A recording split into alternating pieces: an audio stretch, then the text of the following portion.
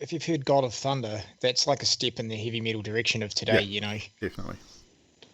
But the more obscure songs that you don't hear on the radio are usually the better ones. And I say usually because they still have a pile of junk. But then they came back with a vengeance with Psycho Circus. Psycho Circus fucking ruled. Psycho And that was Circus like was a good album. 90s. Yeah. I But mean, that's an opinion yeah. I thing, mean, right? again, it's all opinion based in the end. But Yeah. But hey, Cam, oh no, he froze. It froze. No, I was gonna say like I'm more into like Led Zeppelin or Black Sabbath, and it's just different fields It for is me than different. I Kiss. mean, when you Like, look at Kiss is like yeah, OP, well, Black you Sabbath. got Kiss on the glam rock sort of hair metal genre of that era. Then you got Sabbath and Led Zeppelin, which were core fundamental hard rock. Sabbath sort of went into that early heavy metal stage, but even then, their whole sound changed once Ozzy went solo. It did. And Yeah. they got the new but singer and Kiss stuff. was the mainstream. You know, you exactly. like you're saying, the bands that you like Sabbath and that, they weren't mainstream. They didn't get radio play like Kiss did. Kiss were the rock band at the time getting radio play because of that pop sound. Yeah. It's just I don't know. It's just that. But then again, like you I said, just- Baz, when you go back before that and you look at the earlier stuff before they started hitting that radio play stuff, you had songs like Strahd and God of Thunder and a lot of those earlier ones, and their stage shows were out there. I mean, the stage shows were better than most, and it was because of things like Gene Simmons' bass solo and the blood spit and the breathing fire and all that stuff. People just weren't doing it in those days. I mean, at the same time, you had Alice Cooper, who had that really elaborate stage show kind of set up, and sort of you had Alice Cooper and Kiss doing similar things right through the late 60s, 70s, and early 80s. So I can deal with Alice Cooper. Like it just, I don't know. I don't know. I don't know. It's all good, man. It's all Again, good. Alice Cooper was out there though, man. Like he had some strange fucking songs back in the day.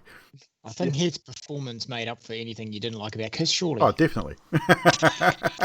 No, I will say, like Gene Simmons and the gang, they knew how to fucking do. I've seen a couple of their live shows, some live recordings. They knew how to perform. I mean, if you take away the radio play stuff, like realistically, you set that radio play stuff to one side and you go with the more core songs that they did live on stage, definitely far superior than most other bands that were out there. I mean, you're looking at these. Kiss was around at the time, especially through the hair metal phase. You had Poison, Warrant, Striper, Whitesnake, Guns N' Roses, all that sort of stuff starting to come through. I would listen to Kiss over any one of those other bands any day. Okay, all right. To me, Guns N' Roses essentially was a one-hit wonder. They had one good album and the rest was trash. Appetite for Destruction was their only decent album ever, in my opinion. I'm sorry, man. That I stopped listening to them after Appetite for Destruction. That was it. That was the one album that I enjoyed from them. But then again, it could just be me. I could be weird. I don't even like the Stones. I don't like Rolling Stones. Neither do I, man. Not really. I'm not some big of on their the songs. Stones. Yeah, I like a couple of their songs. Yeah, but I'm not. I wouldn't say I'm a fan. I'm not big on the hair bands just in general. I just don't like the glam rock. It's just not me. Some of it was. I mean, it was right out there. I mean, Ozzy Osbourne could be classed as glam rock in his 80s, not late mid 80s. Well, I gotta go. You just cursed at me. You go back to his early solo stuff. He was glam rock. As much as people hate to admit it, he was right in the center of that glam rock era, man. With the big hair, the big blonde hair, and the spandex, and the big coats. Barovia, yeah. So far away from D&D right now. I know, right? How did this happen? Except for heavy metal is D&D. Yeah, real heavy metal, not that glam rock shit. Yeah, like my suit of armor and stuff. Yeah, exactly. Anywho, before we get too carried away with the music stuff, let's get into tonight's show of D&D, Curse of Strahd. I will lisp a lot tonight. I haven't got my teeth in. I don't care. Just my gums are sore. So everyone in Barovia is going to have a lisp, just so you know. I'll probably fart a lot. I haven't got my butt plug in. Oh, okay, well. Tomato, tomato. Last Sunday night went exceptionally well, ladies and gents. The Paradigm Bold Alestrandra's birthday special actually went very, very well. The roleplay was awesome. Well done, Trash.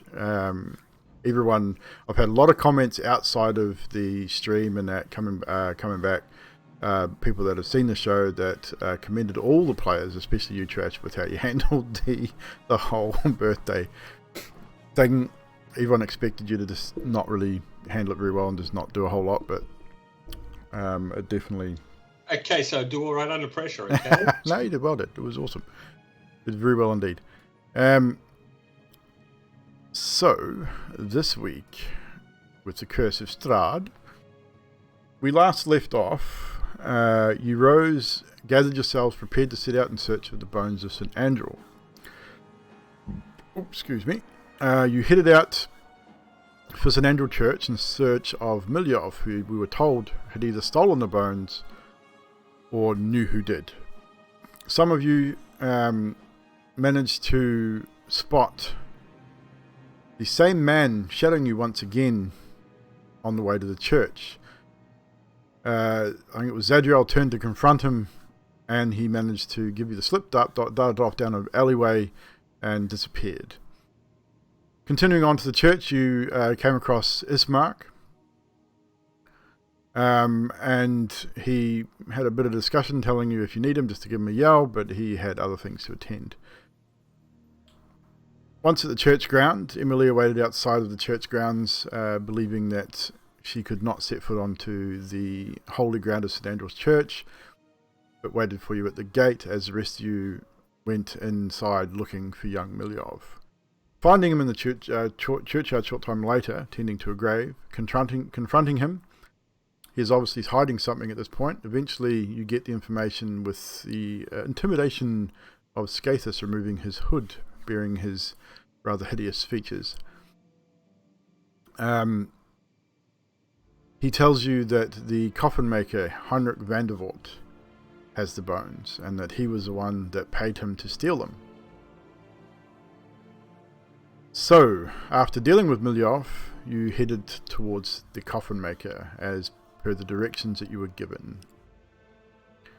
Karnos and Phil head into the church to speak to Father Lucian and get a description of the bones, and Karnos offers the preacher some gold to aid the people that have been either displaced or having a hard time with the current economic nature of Barovia and Vallaki. It seems that they've fallen on hard times. Once rejoining the group, you head out towards the coffin makers, and once again you notice your shadow has returned. This time Adok dipping down a side alley trying to flank the man, relatively successfully.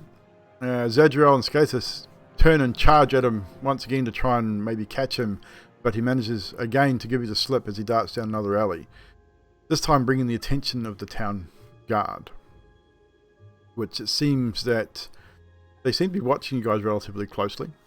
They seem nervous by your presence here, and gave you a minor warning about the use of magic and things in the town limits. You eventually find your way to the coffin maker and attempt to gain entry. The man inside tells you to go away several times. Then Zadriel, channeling her inner Karnos, starts off on a fantastical tale to distract the man while a few of you gain entry from the back door. Once inside, you find a storage room with a bunch of coffins, a workshop.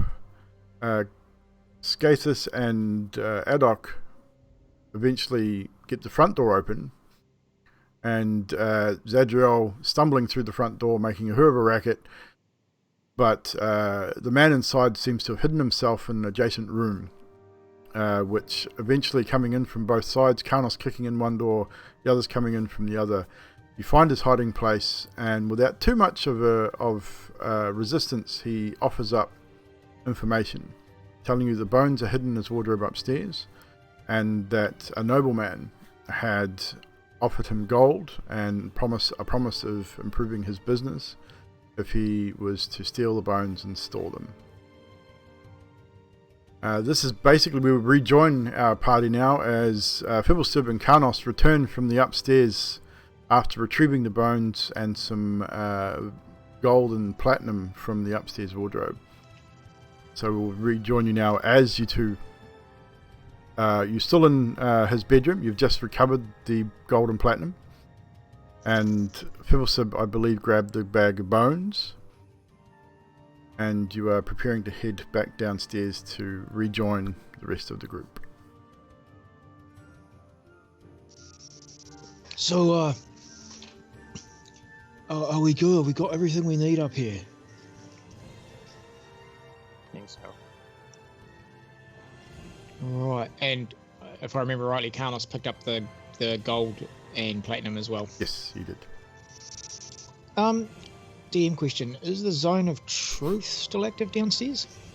I think it would be because it lasts what, 10 minutes or an hour? An hour. 10 minutes. I can never remember. Terrible DM. 10 minutes. Pretty sure it's 10 minutes. So I would say it's probably still active at this point. I think Baz froze again. Damn. He'll be back. He's back. Hollow Knight's welcome. I can't remember. Did we know Ken. that she'd cast it? She cast it on an area which I'd say most of you were in and around at the time, so you would have realised it was being casted, and you probably, I'd say most of you that were standing in that zone of truth would have just opted to fail it. Obviously, if you've got nothing to hide, it's up to you. Yes. All right. So yeah, Karnos goes, all right then, I'll head back downstairs, and he's pocketing the pouch of coins. No worries. So, as you return through down the stairs and through the doorway that you kicked in, Heinrich is still sitting at the table. The rest of you are still in the same room with him. He is looking relatively dejected, but he seems to have calmed a little bit now. Was there anything else that you wished to ask him before leaving and returning the bones?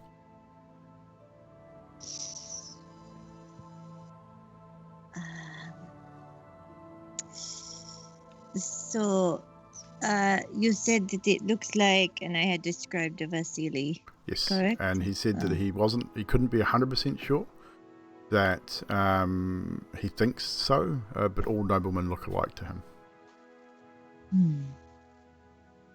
Does anyone else have anything to say to him?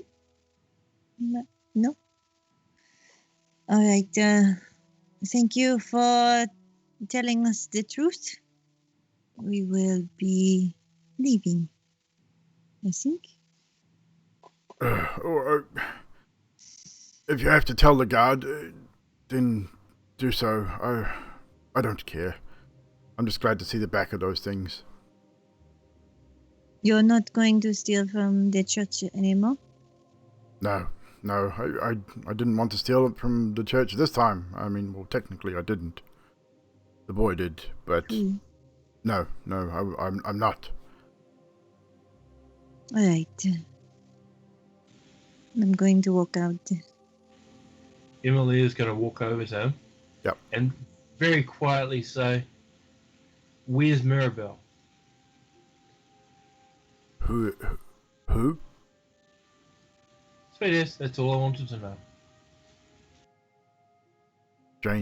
Strange people.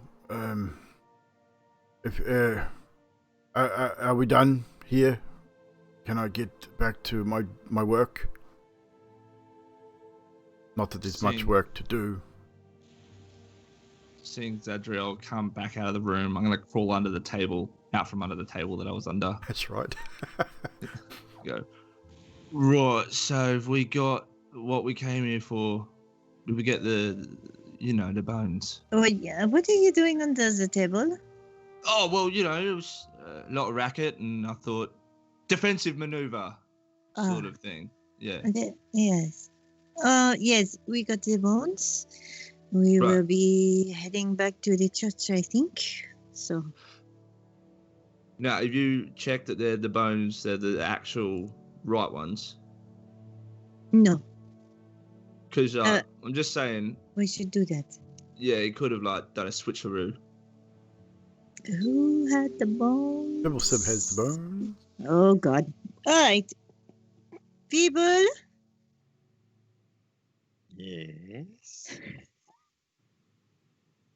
Do these bones have runes, kind of symbols on them? Do they look to be like what the Milyov described? With an investigation check of 28. Are these the bones we are looking for? You figured that out when you first found them. Yeah. Because you and Karnos were there you were the ones given the description of the bones from Petrovich anyway. No one else was actually given the description. But so it has the rune that Petrovich described to you both on the forehead of the skull, and the other bones have a few other glyphs in it on them, but that same glyph repeats on them as well. So they are definitely the bones you were looking for. All right. When I say bones, I mean droids. These All are right. the bones we are looking for. I'm going to take a rubbing of the glyphs. Okay, you've got charcoal and parchment, I believe. Yeah. So, yep. Because I want to research the actual glyphs themselves. Okay. Can I pray to the DM and ask if are these bones warded? Like if they are really holy, wouldn't they have like a protection on them? That's what I'm trying to ask. And roll religion for me, please. I'd assume I can see Fibblestib and everyone else with the bones. Everyone sort of would have come together at this point. I'm just going to 11? walk over and cast Detect Magic. Yeah, with an 11,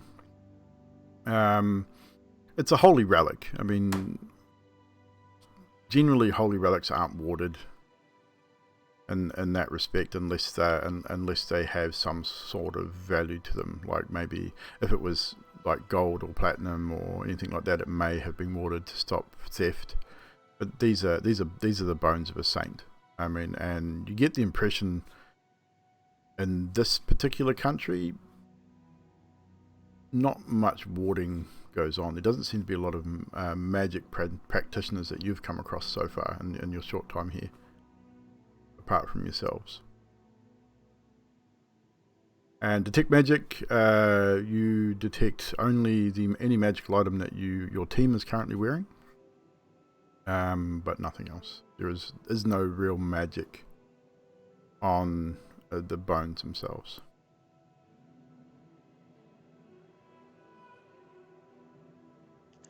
Should we go back to the church now? What do you all think? Just one moment. Just because those are... All right, you old fuck. Come here. That walk. And he stands up and he's about 6'2". He's relatively broad-shouldered. He looks down at you quite sternly, but he goes, yes. Well, just... what were they going to offer you for those bones there, sir? Gold, more business. Right. Okay. Would you like to be my first customer? No, have you got the gold yet or not for these bones? Yes, well, some of it. It was in my wardrobe. I assume your friends have probably taken that as well. Take it. I don't want it. Better to not have anything more to do with this. All right. I'm just making sure that you're not trying to pull a fast one on us, yeah? Because I'll come back. And you see not me, but my friends, that big one, and the devil-looking one, and the dude with the musket, and she's scary too. They'll come back and they'll do some things to you. They're not very nice. He looks at you. He doesn't really show much emotion. Doesn't look scared at all. But he nods and says, of course. If you need a coffin, you know where to come. I can make one Great. special for you. I'm just gonna give him a little bit of a look and just walk back. That's all. All right, yeah, I think he's good. I think we got the things. Emily's going to just ask him one last question. So, you're not afraid that the people who paid you are going to come back and want the money that they've already paid you back for it? No, he seemed decent, I guess. Polite. And if he wants it back, he wants it back. I mean, I'm old. What is he going to do that's not already been done? Death? Death hasn't been done yet. Death is a release, is it not? Maybe, But then again, you don't really die here, sort of. It's strange. He could put you in one of your coffins and bury you alive. Does not seem that type, honestly.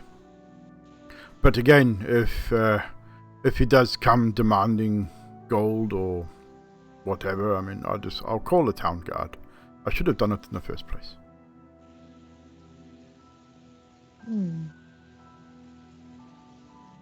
Okay. Okay, well, I'm going to head out. Goodbye. Yes, back to the church, I believe. We're taking these things back, and I have a couple of questions for the priest as well. It's a good idea to go back there. Are we going straight away? I think so. Get it done. I'm kind of suspicious why someone would want the bones so much, and why they're not protected if they are so special, you know? Yeah, good point.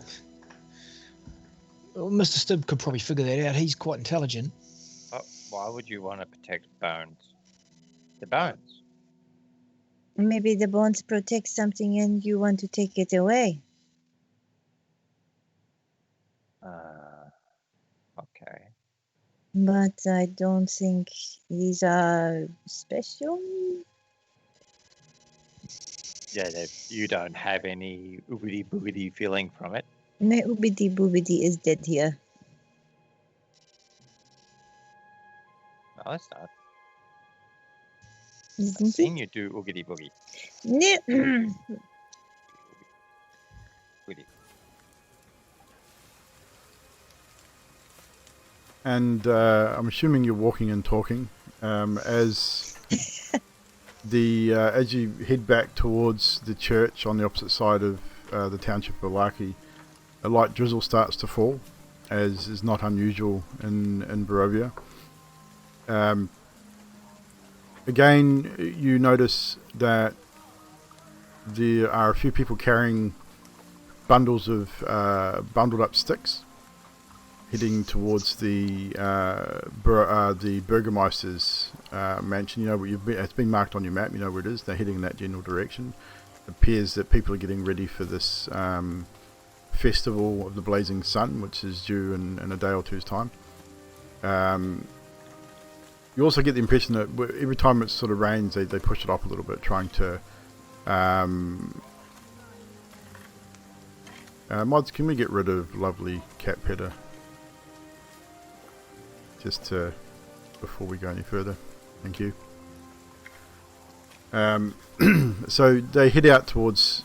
in that general direction, and you think it's got to be... They've talked about... You've heard people talking about this wicker sun that they're making, which they're going to set ablaze for this festival. Doesn't take you long to get to where you need to go. You start to approach the church, and as you approach the church, you notice that Ismark is standing on the stairs, getting ready to walk up and open the doors. As he sort of opens and turns, he spies you all. Gives you a wave. Good day, good day. as good as it can be in this weather here. Are you coming to the church? And he literally holds the door open for you all. Please come out of the rain. You are getting soaked. I think I was already soaked from the walk here. You would have been. You're all pretty well, not wet through, but pretty damp. I'm assuming most of you have cloaks with hoods. If you don't, then you are definitely wet. Look what it's doing to my hair. It's frizzed all up now. I thought that was how it only looks. Yeah, well, it's an aging thing too as it thins out, right? But aren't we supposed to be returning bones to this place? Bones? Hold up, the What second bones?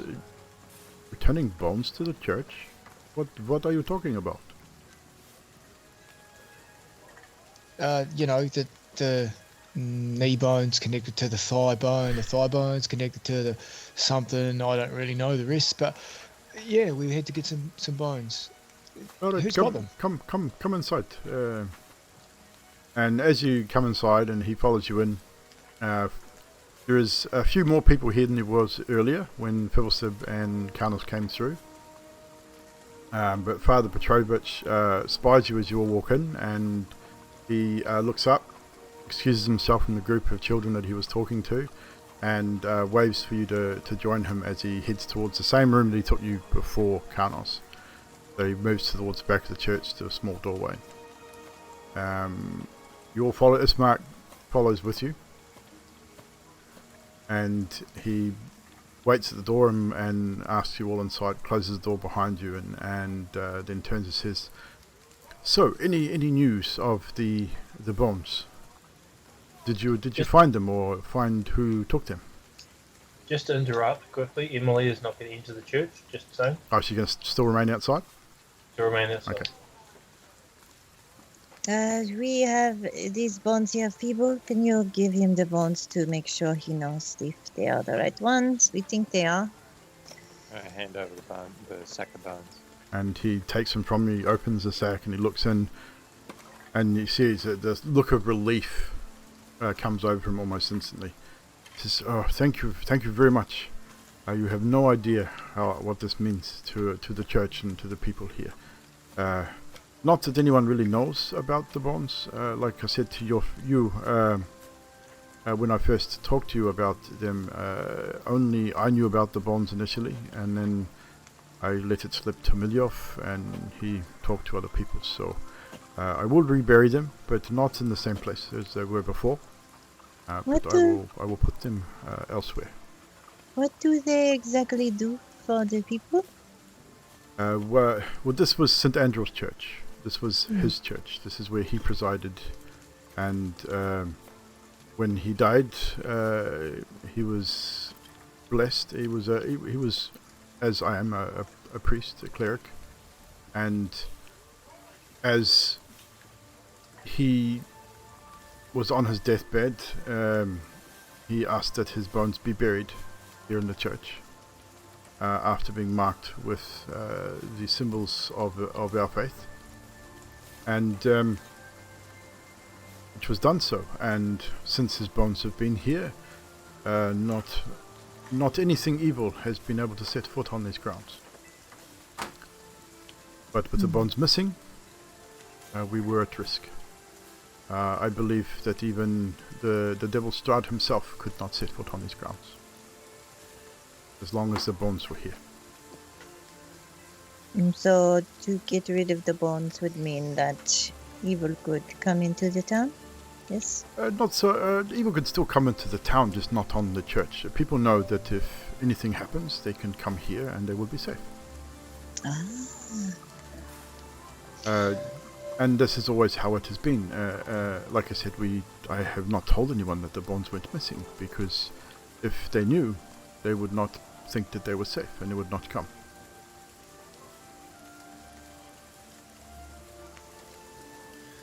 With your beliefs and such, Father, with the evil beings, is the holy water and the crosses, is that a thing in your experience?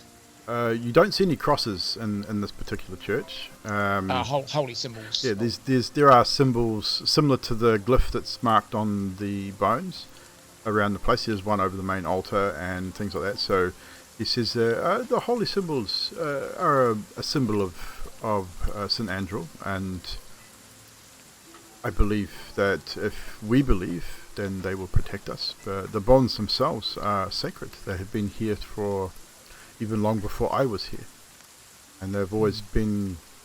This place has always been a sanctuary for anybody. Might I please inquire, can I purchase a holy symbol and some holy water from yourself?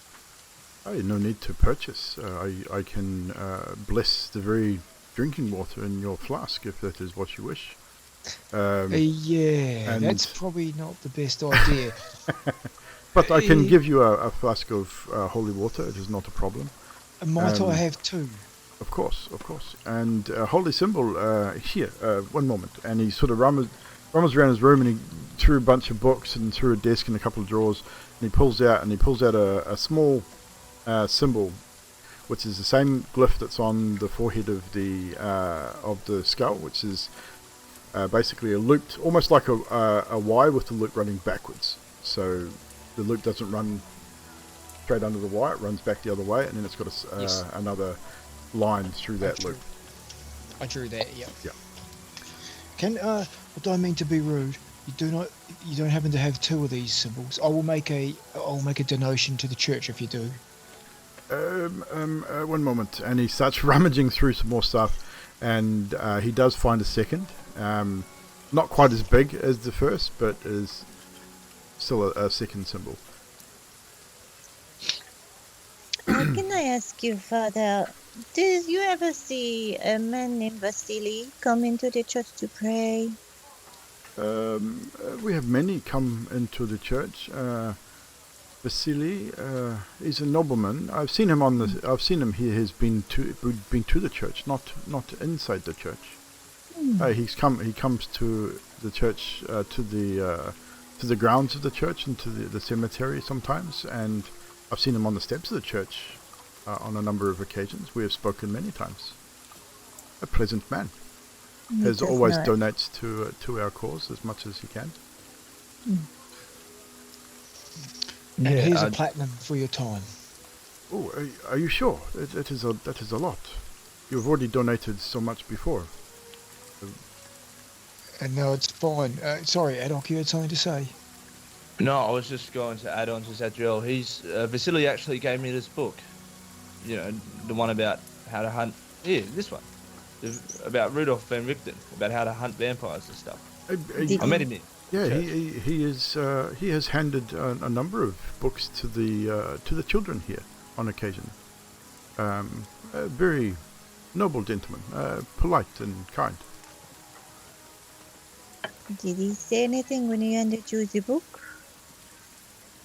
He just said that he was reading about how to, I don't know, destroy his greatest enemy or something like that. I can't remember. Interesting. Thank you for your time, Father. I don't think that means what you think it means. What? Anyway. Father, thank you for your time. If there is nothing else, I think I need to be going. I'm very grateful for your assistance, and you are most welcome here at the church at any time, day or night. With the bones back on the grounds of the church and reburied, the church will be a safe haven for everyone. Even your friend, the young one, the young redhead girl. I understand she does not come in. Explain to her; she will be quite safe here. All right, thank you. I'm going to go to Emilia and tell her that's what the father said about being safe. When you go outside, you'll find Emilia not there. She has She's walked around the corner of the church, and basically, I mean, you can look for her, but you won't see her there. Yeah, so as you leave the church where you think Emilia would be on the steps of the church waiting for you, she is not. Slam my hammer down like, ah! She's gone! How far away are you from the church, Emilia? I basically just walked around the corner of the church. So you probably would hear Zadriel in her frustration, especially if she slams her hammer down on the stone steps of the church. Yeah.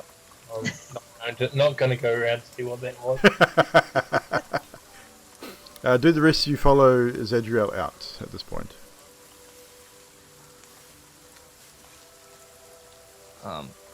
Yeah, I do. Yep. I would just quickly turn to the priest and go, I don't mean to be rude, but have you ever thought that those bones are just, bones? Just a hypothesis. No, never.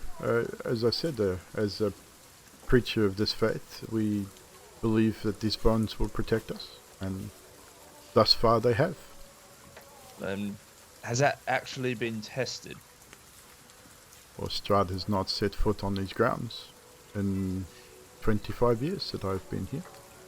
No, I don't want to question your faith. I'm just saying, perchance, if there was something that happened, you should probably have like a second fail-safe or something, just in case. I could design something if you got the money. Fibblestead, the one with the musket, he could design like some defense forces, like some turrets, whatever. And with that, he sort of leans down and says, "I thank you for little one, but I am quite capable of defending this church." And with that, he prepares and holds a sacred flame. His hand lights up in radiant energy, and he holds it up in front of you, and you can feel the heat from that radiant flame on your face. As I say, I was not always a priest. Interesting. You're an interesting man, Father. All right. Just a thought. All right, toodaloo. Good day. Yeah. And Ismark follows you out. He doesn't say anything. He's sort of standing there listening. And as he follows you guys out and joins you all on the steps, and says, "So, what is the next step? You have helped the father with his task, and a positive name for yourselves here in Balaki. Are you to go and take him up on his invitation, or are you looking for another means at this point?" I believe we have another invitation, do we not? I am going to talk to the Baron about these children in his stocks. Ah, yes. And a piece of advice, Zadriel. Be very careful how you speak to the Baron. Remain polite. Do not threaten his authority. He is not a patient man, and chances are he will throw you out of the town. Be very careful how you approach him. And his man, Isik, the large fellow, I'm not sure if you noticed his right arm and hand. He has a deformity. But this deformity is different. It's not a hindrance. He has the ability to ignite things with this arm and hand. I'm not sure where it comes from, but be very careful. He is not far from his master. Alright. Thank you. And be very his careful with hand his wife as well. His hand Is not connect- what she seems. Yes, How Filmer. is this? He has I'm not sure, but I've seen him set a man on fire with his hand. Oh. Okay. So be very careful. You reduced him to ash in a very short space of time. We have a water expert with our team, so we should be good. As I say, be careful. What about his wife? What do you mean she's not? She is not what she seems. He will be polite and very ladylike, but do not be fooled. He supports your husband 100%.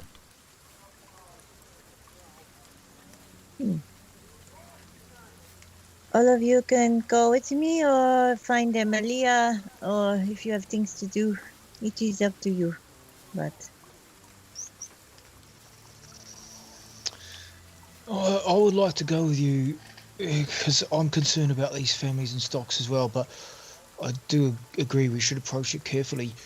First things first, Mr. Stibb, this axe of mine and these two holy symbols, do you think you could bind these symbols onto the pommel or the cross member part of my axe somehow so that I have some sort of protection? I could etch the symbol into your axe instead of mounting symbol on. Well, these symbols are blessed by our priest friend in the church. I figured that would, I mean, if you etch the symbol in, it wouldn't have the same effect, I don't think. Yeah, can I have the symbols? Yes, you may.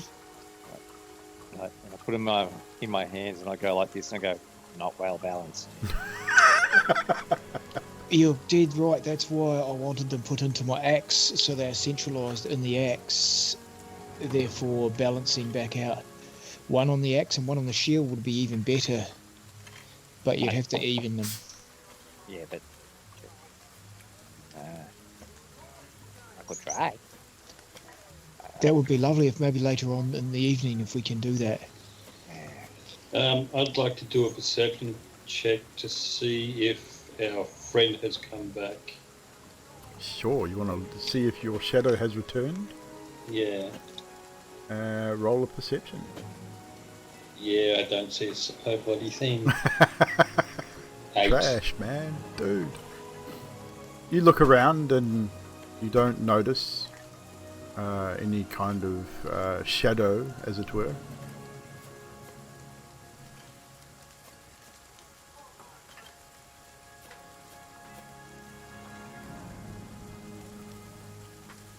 I don't want to leave Emilia thinking we are still at the church, but I do not know where she is. So, does anyone want to stay? Should we call for her?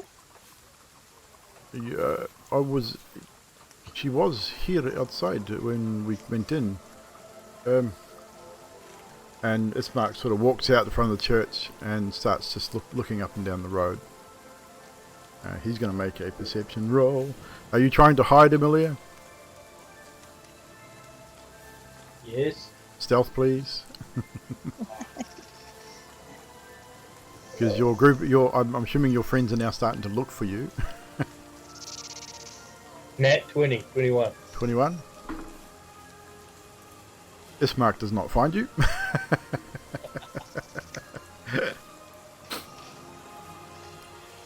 So, anyone else who is wanting to look for Emilia, you may roll a perception check. You got 21 to beat. I would like to try Divine Sense. I'm trying to see what the radius is, though. So, Of course, yes. 60 feet. 60 feet. You would pick Emilia up if she's only just gone round beside the church. She would be within range.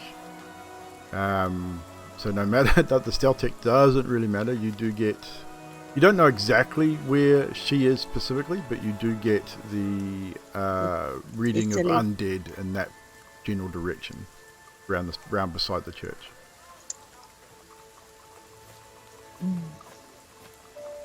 I'm going to take my hammer and walk toward this other direction and say, Emilia, come out, or I will get pissed off.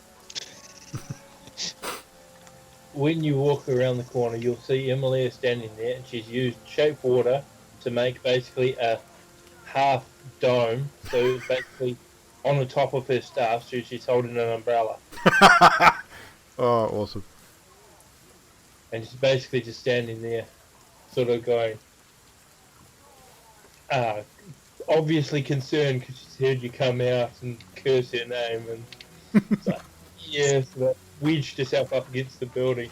Did you She is not obviously hear me? trying to hide. You can see that quite clearly.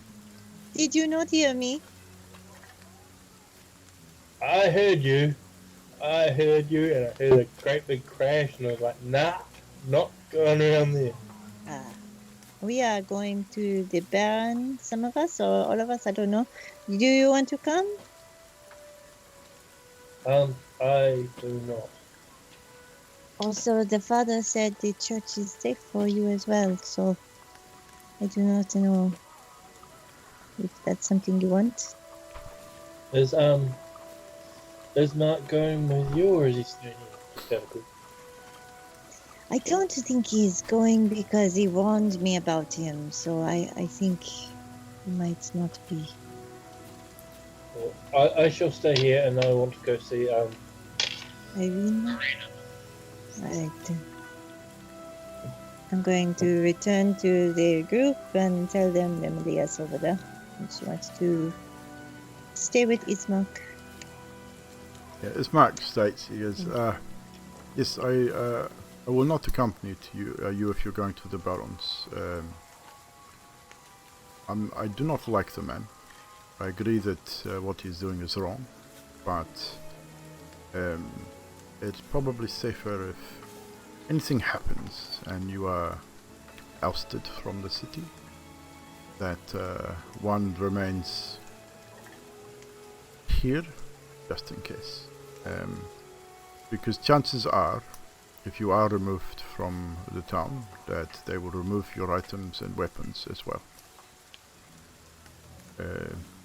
So we need some way of returning these things to you if such things happen.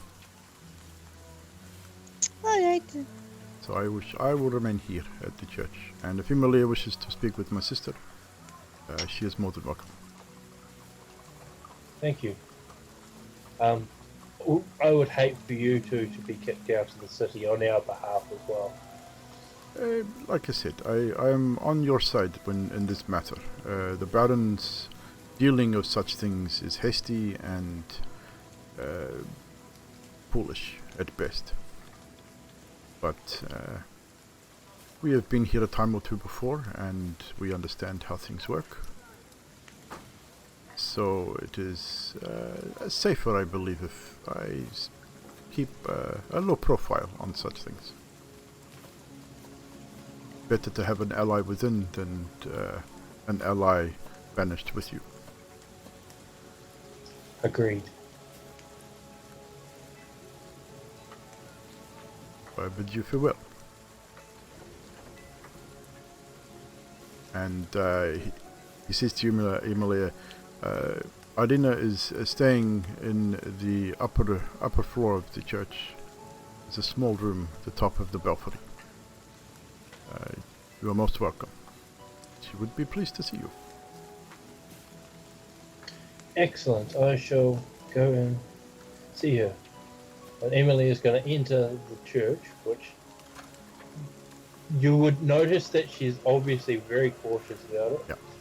A degree of caution that you wouldn't expect from somebody. And she's effectively going to go up.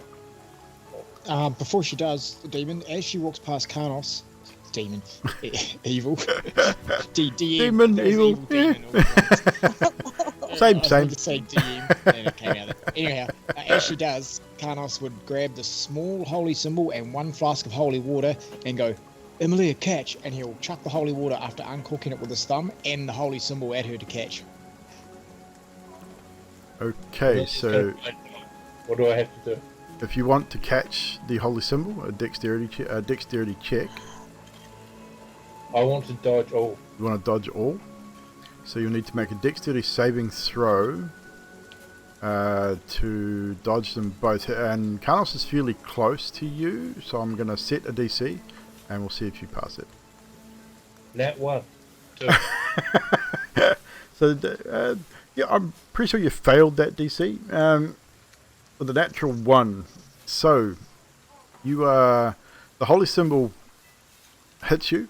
You don't catch it; it just sort of hits you and falls to the ground. The holy symbol itself doesn't really do a whole lot, but the holy water, however, how are we going to work this? 1 second. I just need to double check something here.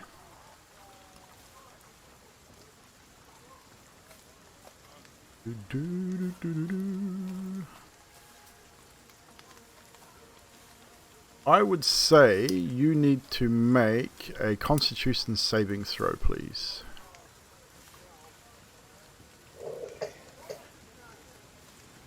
$20. With a 20, dirty 20, I'm assuming? 80 plus 2. Yep, so dirty 20. It doesn't burn your skin initially. You feel it. It hits your skin, probably your arm. Maybe a little bit splashes up onto your neck area as well. But it leaves no visible mark. You feel it. I don't think you would react with a 20 on the roll. I don't think you'd react and recoil in pain, but you would definitely feel the burn from the holy water, the radiant energy that it exudes. But it does not leave any visible burning.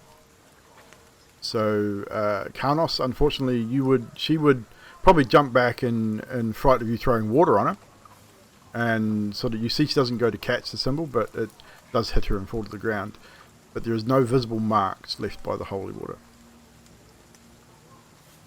Emily is going to use shape water and shape the water back in, or pick up the bottle, shape the water that's on her back into the bottle, and then recork it, pick up the holy symbol, and hand them back to Karnos. Okay. And as he's walking away, when he walks away, she is going to use shape water again, and she is going to freeze the neck of one of his bottles that he drinks. And I know there's water in it. Yeah. And she's going to freeze it with all her strength. You would need a large axe to cut open that bottle. As she's handing them back, he would say, "Oh no, they're for you for protection." Oh well, thank you. Just a little mishap with the water there. I'm sorry. The holy symbol and the water is for protection. I keep one holy symbol for my axe. She takes the holy symbol and the thing and puts them in her pocket. Okay. She says, "Thank you." And then he walks away and gets the icing. Do you still ice up his... I'm still going to do it because I was already pissed off with Karnos. So one of your flasks is now frozen. Okay, one of the alcoholic beverage flasks or the water flasks? One of the alcoholic beverage ones. So when you go one from this one and one from that one... Nothing's going to happen out of the second one. Oh, awesome. I love it. Welcome to lopsidedness. Brilliant. So with that, you use your shape water and freeze the contents of his flask. Unbeknownst to him at this point. So you guys start heading back towards the inn, or heading back towards the other end of town. It is getting sort of late afternoon by this point. With your trip from the inn to the church, then to the coffer makers, the time you spend at the coffer maker, now back to the church and heading back in towards town. To get to the Burgermeister's mansion, you'd be heading in towards evening. Excuse me. So it is up to you whether you decide to visit him this evening or leave it until the next day.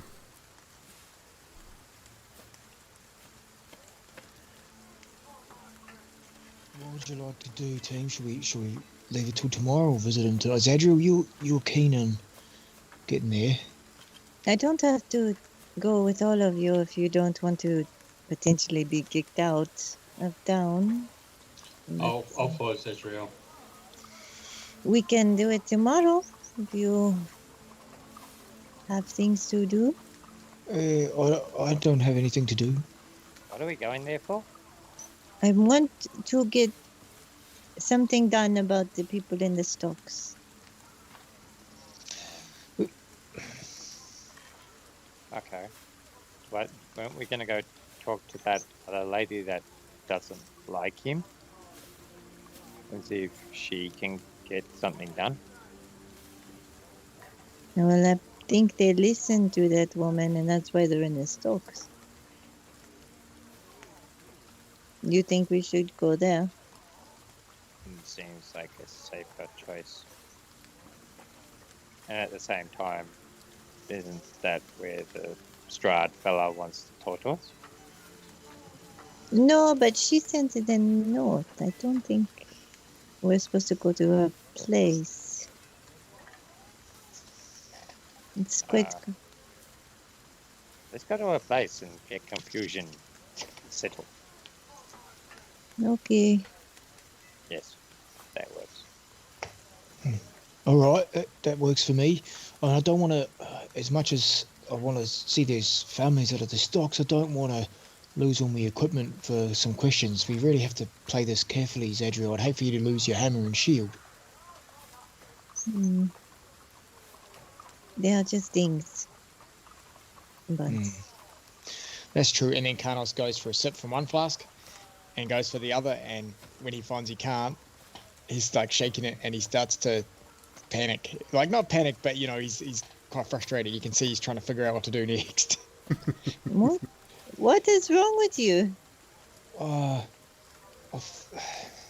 There's still weight here, but I can't. Crap. Yeah. Do you need help or? Something is wrong with my flask. What's wrong with your flask? Well, and he tips it up and nothing's coming out. He's shaking it. You're drunk it all.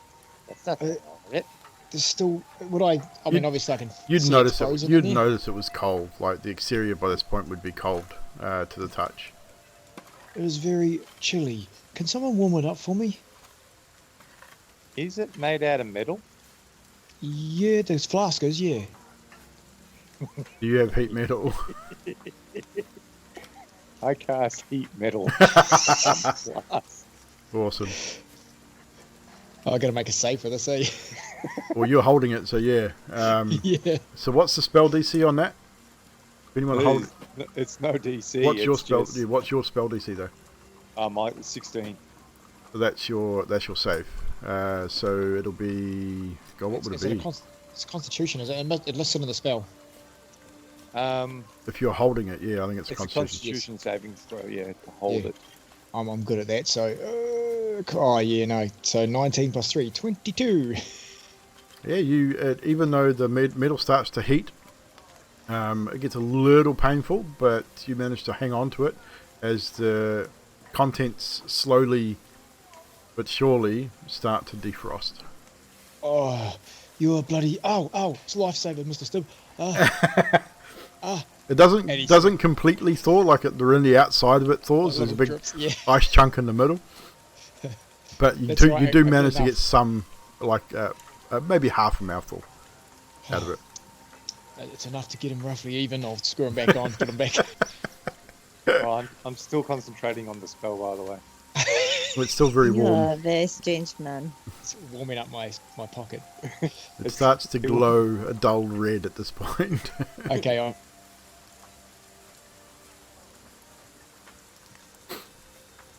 You're back. 18. 18. He does another save. So it's again, it's hot. It does not ignite your trousers. Mr. Stibb, I believe that's. I don't want. I mean, room temperature drinks are okay, but after that, it's burning my side, mate. Sorry, stop.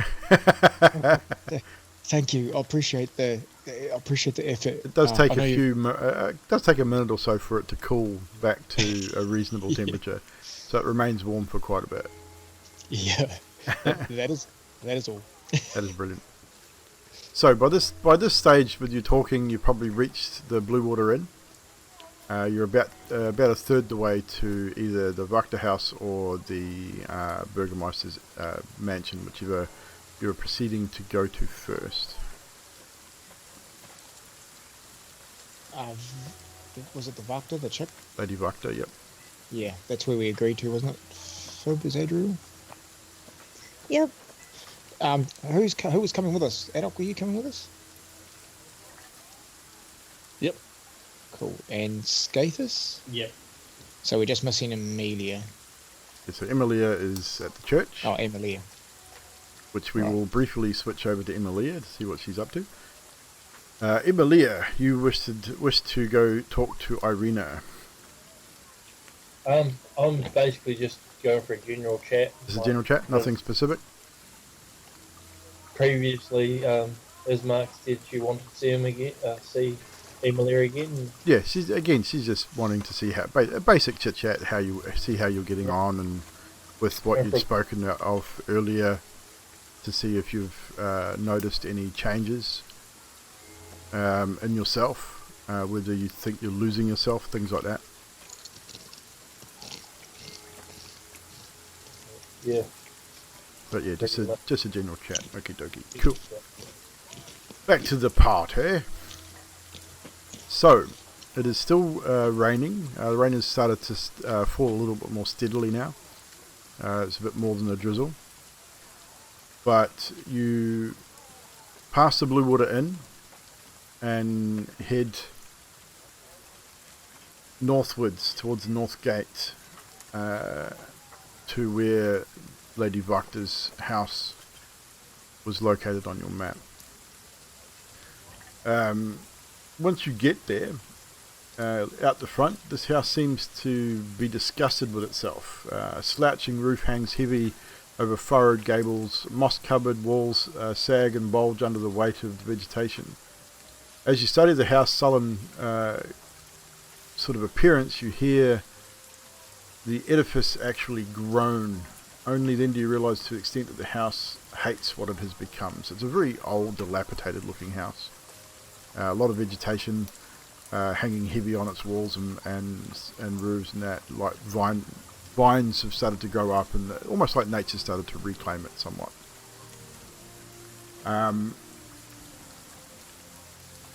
But that is what greets you at the moment. Do you approach? Yeah, slowly approach the door.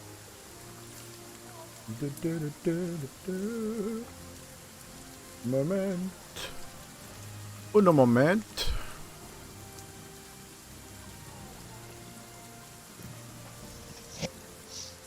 Where is mine? Window capture, why is it not showing?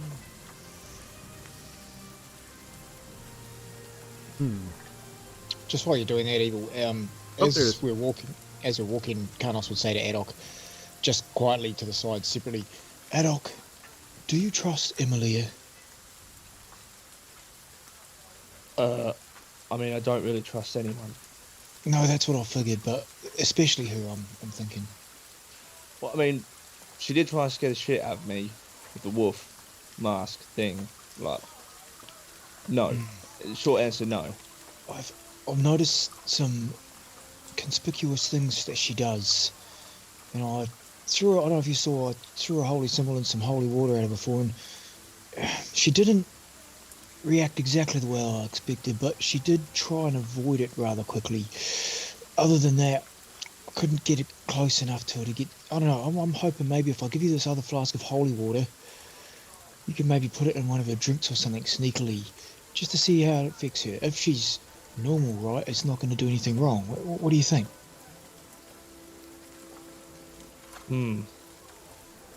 Alright, got yourself a deal. You are whispering, yes? Correct, yeah. Yeah, he's... That's one why condition, I don't though. hear. No, you don't hear. He's pulled Yeah, Adok try- aside. Yeah. On one condition, though. Yeah, yeah. You see these rags that I'm wearing?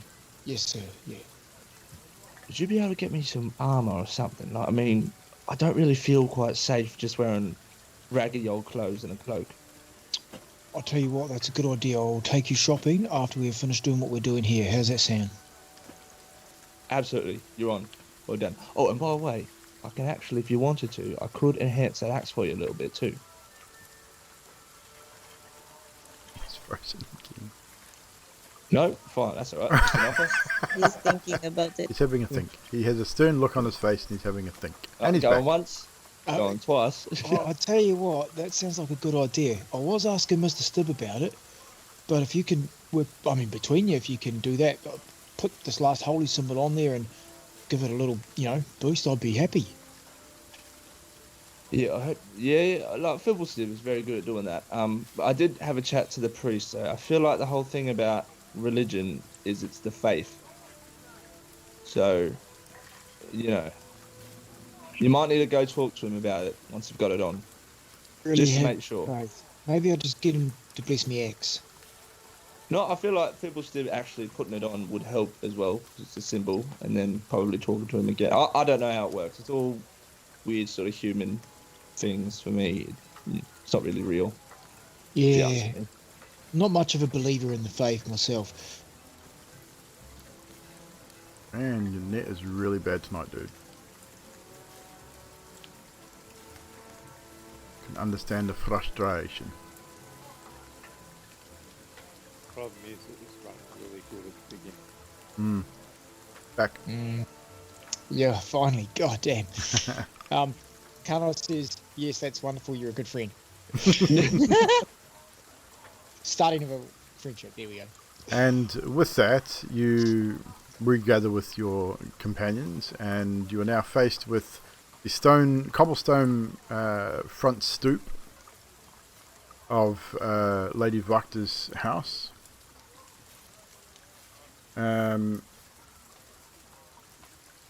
You knock on the door. Knock, knock, knock. Hello? Lady Vodka? After a short, maybe 2 or 3 minutes, a little door, like a little wee peephole door, opens in the front. You see the face. It's the eyes and upper nose of a not old, but maybe mid-40s, late 40s, early 50s gentleman, sort of squinting through. Yes, may I help you? We are here to meet Lady Vodka. We are new to Barovia. I would like to ask some advice on the poor children out in town. If she could give me some insight on it. Is she expecting you? I don't think she is, but we have heard that she might be helpful. It is a little late in the day to be visiting the lady. It would be preferable if you come back tomorrow. I should then announce your arrival, and at least she will be expecting you. She is entertaining guests at the moment. Oh, she's entertaining guests. Okay. Tomorrow is, I guess we don't have a choice, do we? So. Yes, if you return tomorrow morning, mid-morning, I shall let her know, and she will be ready to expect you. Okay, thank you. And he doesn't say thank you or anything. He just shuts the little thing. Ka-tunk. I feel like I am getting nowhere in this town. So, I guess you have to go back and drink then. Till morning. Well, it's a bit dicky that we have to wait around all this time. I wonder who she is entertaining. Yeah. I'd like to walk up to the door and knock on it.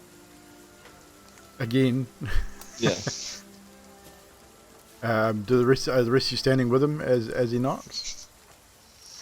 We're just mulling around the doorway, I feel. And that's like, The about a minute or so passes, the little thing opens up again, and he's looking around. He sees the rest of you sort of standing back from the door. Doesn't see you at all, Adok, because it's at the top of the door, and you're quite short. So he's looking at you, and he's looking around, and he goes, "Come back tomorrow. I'd already told you." Great. As he's doing that, not seeing me, I'm going to reach in my capote pouch, pull out a bunch of makeup, slap it on my face, and cast Friends. Okay. Does he have to be able to see you for that to work, though?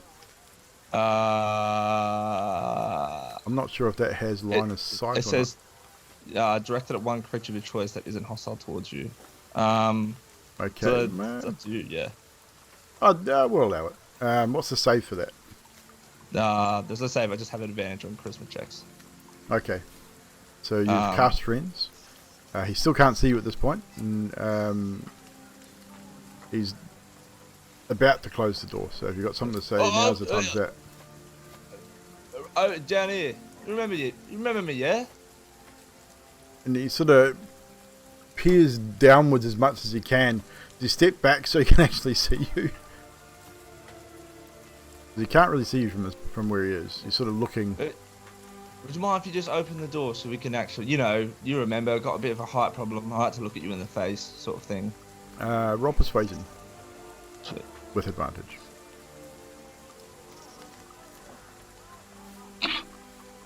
yeah. 4. He says nothing and shuts the little door. Did you need help, Adok, to see him? I could give you a lift. No. No. I'm gonna start wiping the makeup off my face. Look, let's not talk about what happened, alright? Unfortunately, he rolled a natural 19.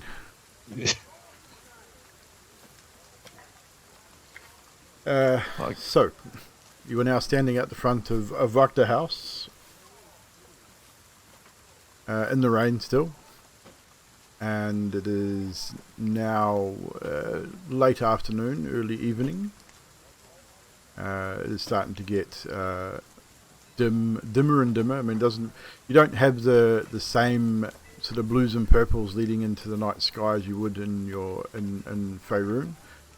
Here it's just same old dingy grey, and it just slowly gets darker and darker as the evening draws closer.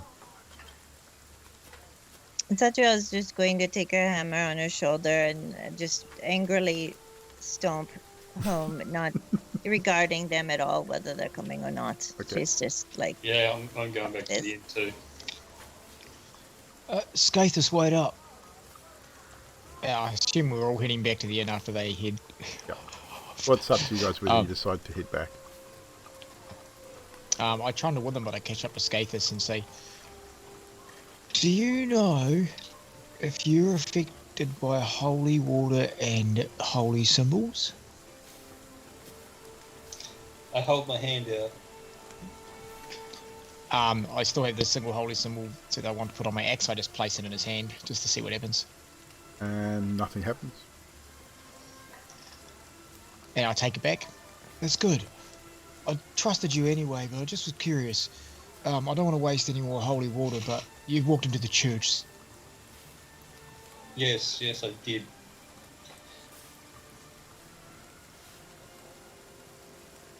It was just, it's better to be safe than sorry, right? You never know. Any one of us could be a mongrel. I probably turn towards the inn and start walking. So you all head back, and after a short while you return to the inn. Do you go to your rooms, or do you go into the inn itself?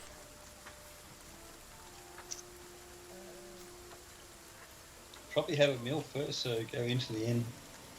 Okay.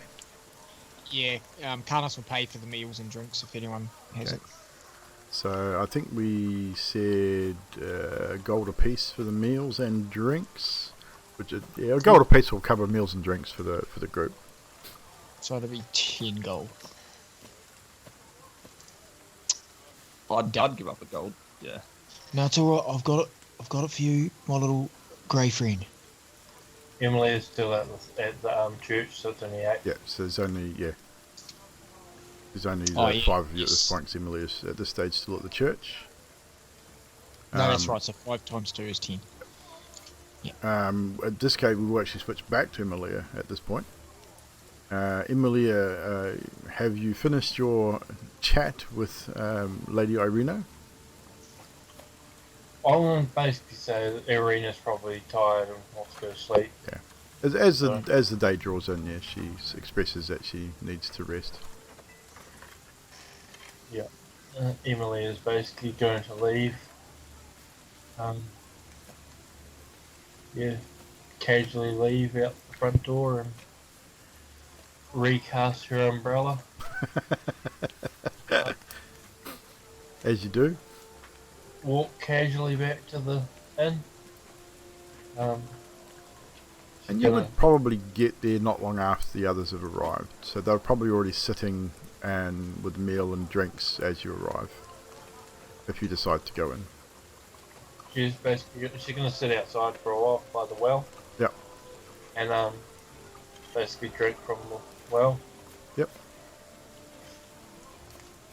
This is nothing to do with your plan or anything. This is just what she plans to do. That's fine. She's going to sit outside for the time being. Sit down. She's going to basically sit down on the edge of the well. She's going to make her umbrella transparent. Yep.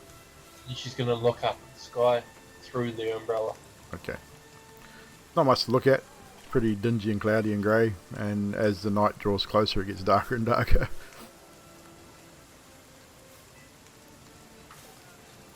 That'll be me for a little while. No worries.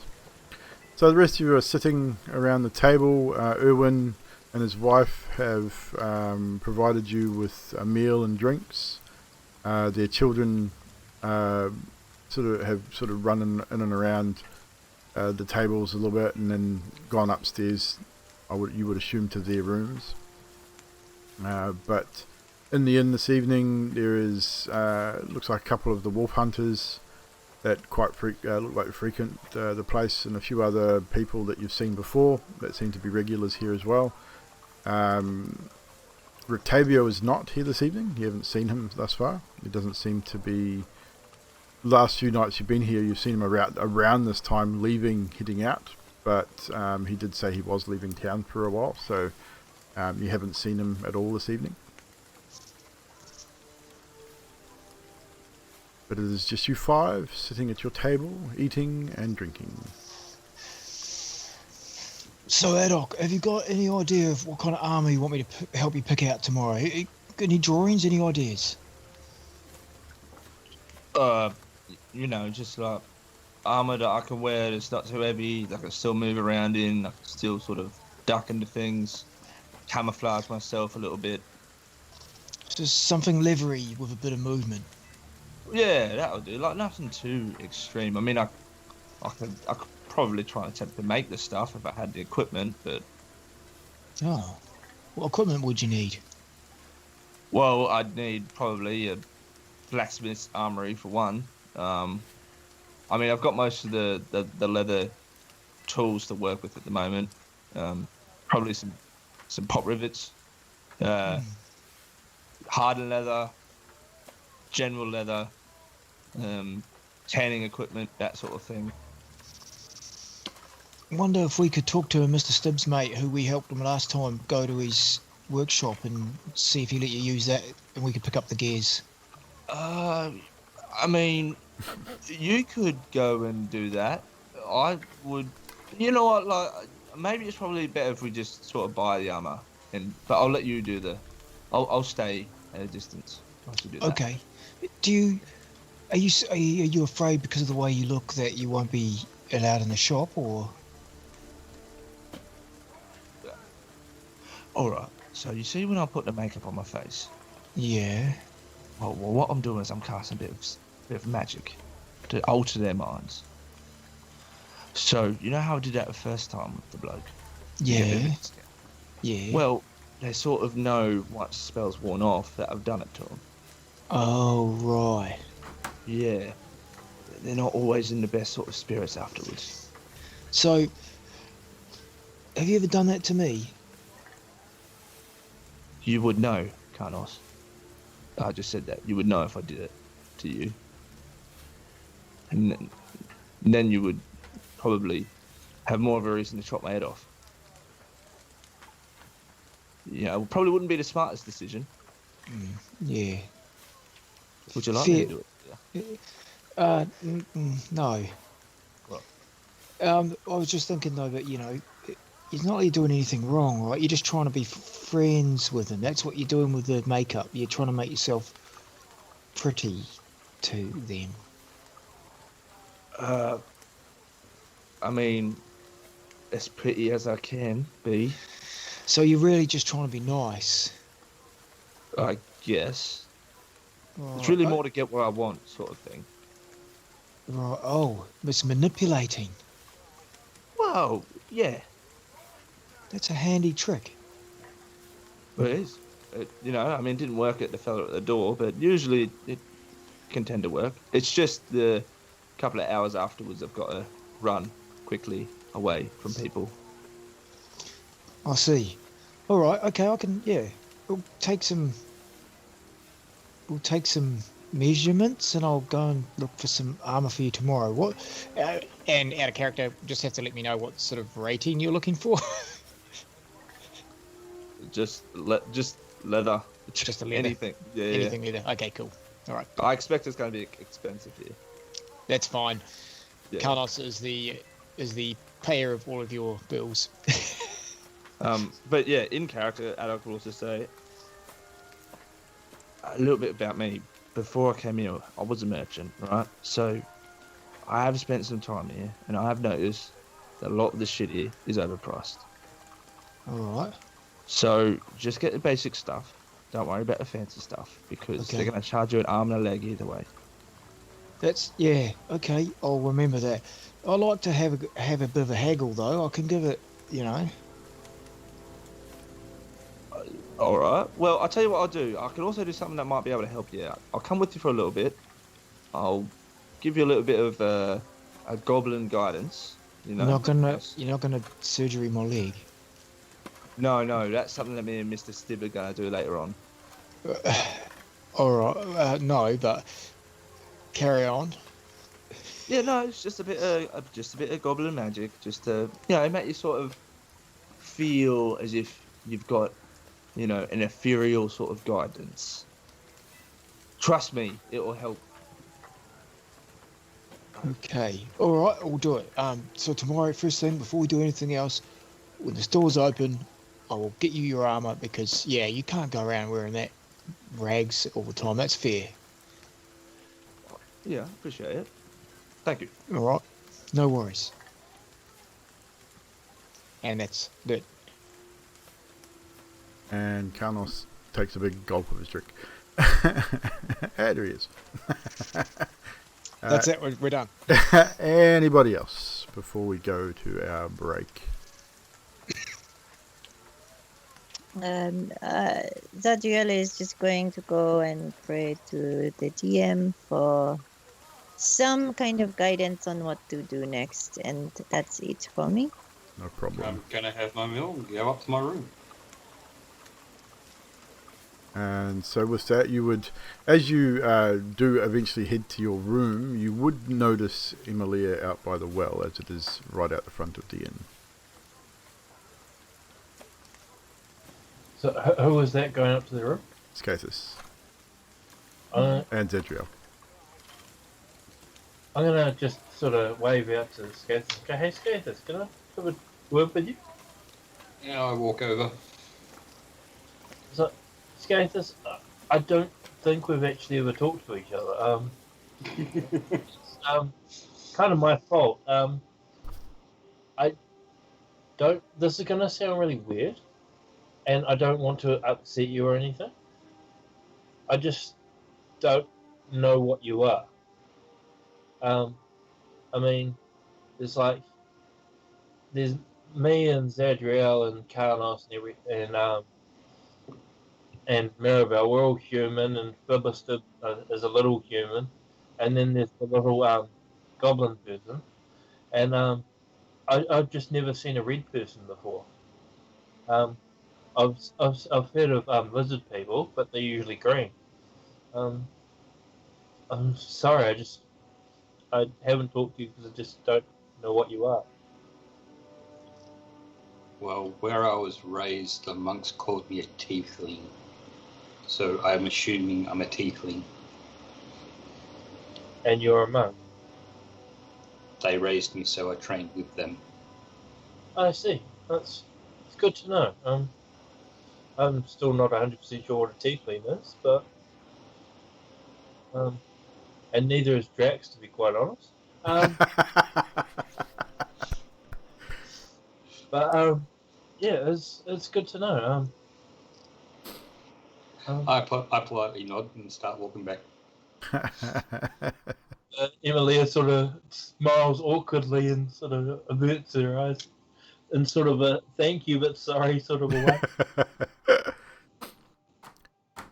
And with that, Skathis and Zadriel retire to the rooms. Zadriel, you take some time to pray to your deity for some guidance. Is there anything in specific that you wish to ask? What direction should I be going in? That would be the best for the town and us. It's a very broadish kind of question. I mean, am I doing the right things? Roll a d20 for me. 12. 12. You get for the first time since you've been here in Barovia. It's been just over a week, 7 days. Coming into your 8th day, and this is the first time you've actually felt a full connection to your deity. That warm feeling comes over you as you feel the presence of DM. And you get a sense that of a little bit of confusion. You kind of get the impression that yes, you are doing the right thing, but at the same time, you get a sense of be careful. Almost like you're traveling that thin line between going one way or the other. It's a little bit of confusion, but you get a sense that for the most part you're doing the right thing. And that is where we'll stop for a break. So we'll be right back, ladies and Germanies. We're going to take a short break, grab a drink, grab a bathroom break or whatever else we need to do, and we will return momentarily. Dumby, what's up? Just going to be right back, guys. Don't go anywhere.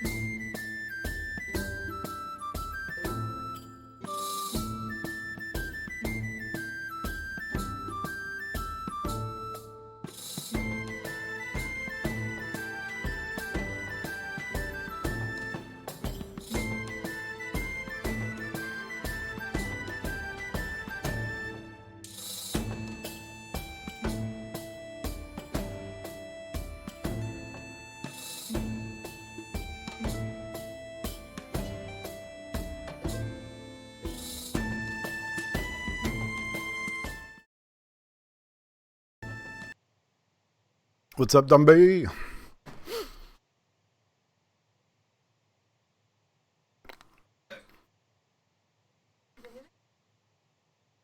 Probably. And I'm back.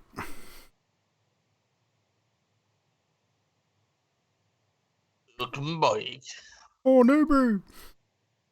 Beach stairs. On beach stairs. Yeah. You got a bucket or a hose? Oh, I don't want your ghost chips out.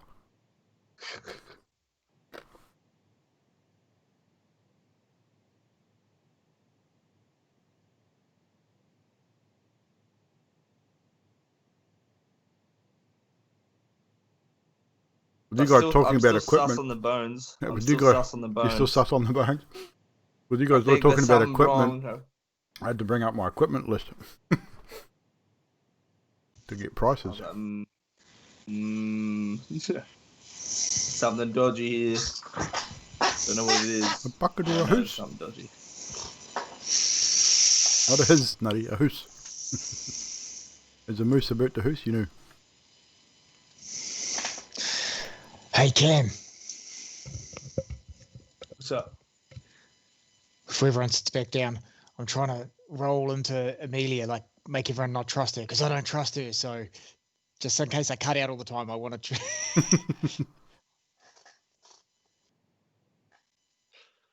That's right. Adam doesn't trust anyone, so Adam doesn't No. mind. That's why But it was a Carlos- transaction deal, so it was like, it's all right. Yeah. That's why Carlos thought it was a good idea to go to you first. Yeah. Yes, I'm just trying to rack my brains. I'm like, fuck, how am I going to do this now? That's all right. It doesn't have to happen in a hurry. Yeah. I said, "Oh, Cam, I was gonna throw something at you. But I don't know if you're ready for it." Oh, okay. Um, I have an idea. Karnos, dude. Yep. No. I wasn't calling for Karnos, Cam, Oh. as in Karnos. What we discussed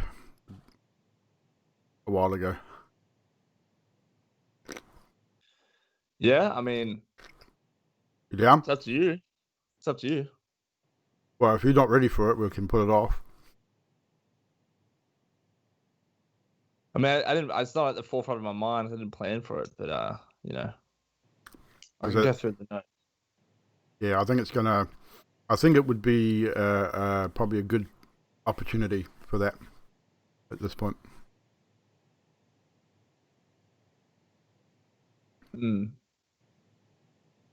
I'll just send you a quick couple of messages. on $35 on Book Club. Hell no.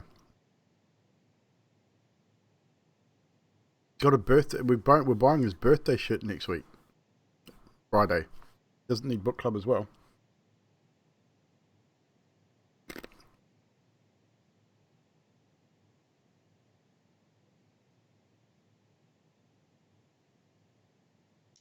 Books are good for kids, though. They do get a lot out of Yeah, them. but we can spend $500 on books on Friday if we want to. Wait till see what we get on Friday. We get him something from the warehouse.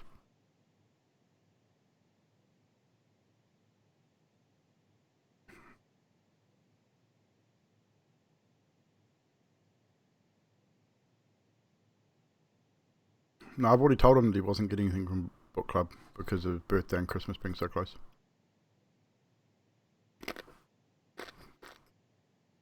He was happy as.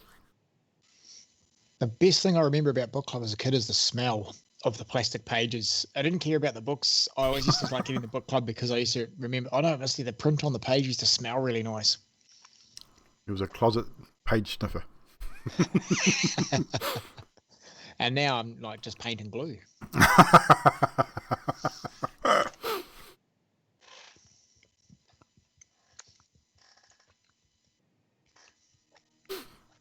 But yeah, so if you are prepared for that, Mr. Cam, we can probably look at that.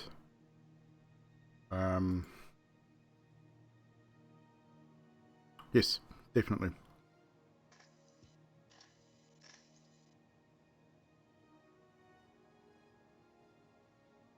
Yep, I think that would. Yeah. Not just one.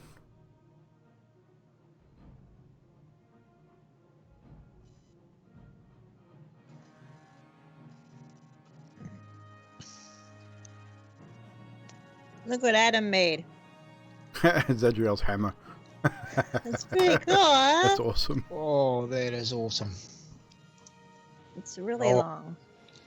School project, if I remember correctly. That's Yeah. what she said. That's like finally gets a use for RP. Right, where am I? There. So when you attack anything you have to lift your hammer up and bash your computer screen now. But see, it doesn't show until you get like. Yeah. Right Sucks, eh? That is pretty cool, though. Did he wood turn it himself? I think so. Did you tell him to have a look at the art behind you and say, no, no, no? It's Gotta be square. clockwork. It's got to have a square end.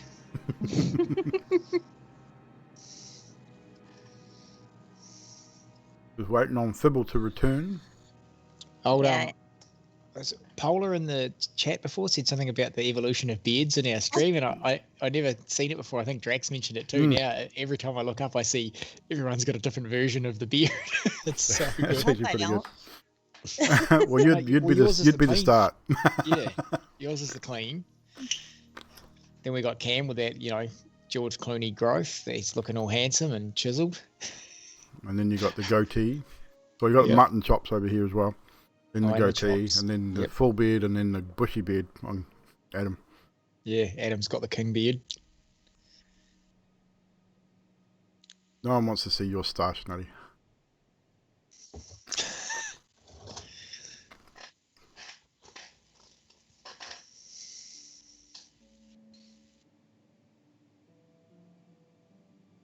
He's coming back now.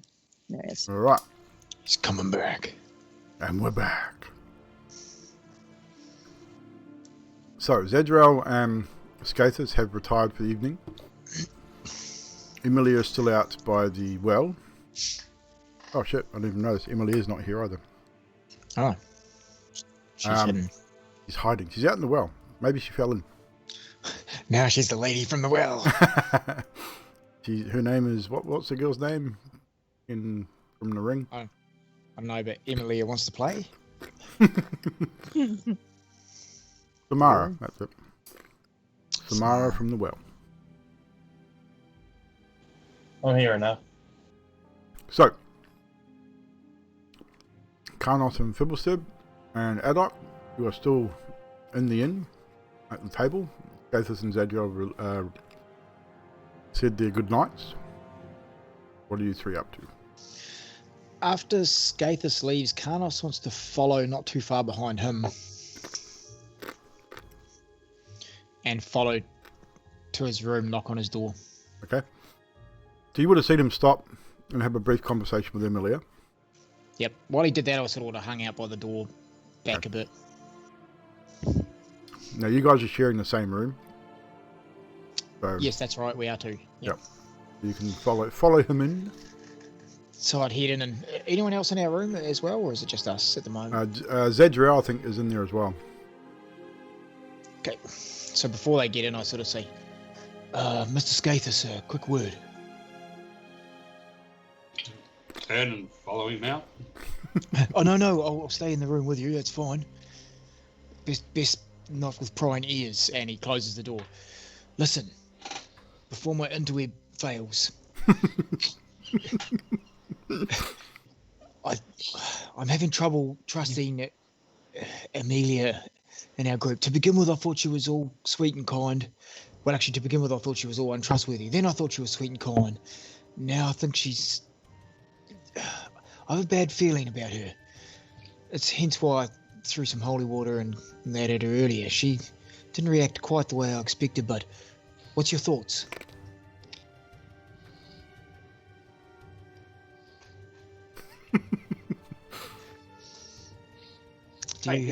This takes a lot, okay? Do you have any thoughts? Just let it play out.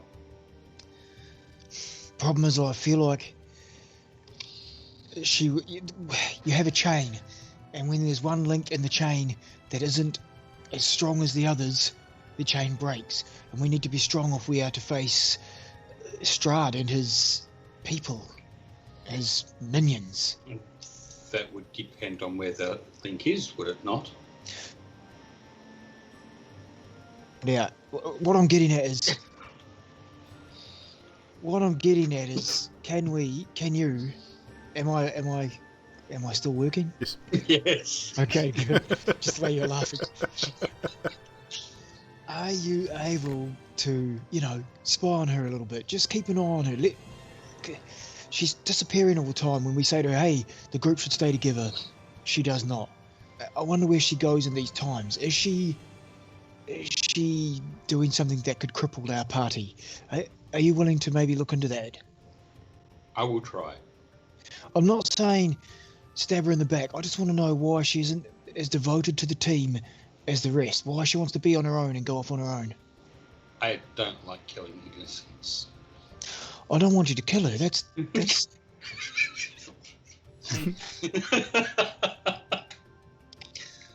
Now you're back, dude. You're back. You only froze. Oh, now you're frozen. Now you're back. It's very minor. Oh, I don't want you to kill her. That's the last thing I had on my mind. Just keep an eye on her when she dips off. Follow her. See, I'm not really good at that because it's limp and slow moving, but I'll see what I can do. thank you. And I flick him a gold coin.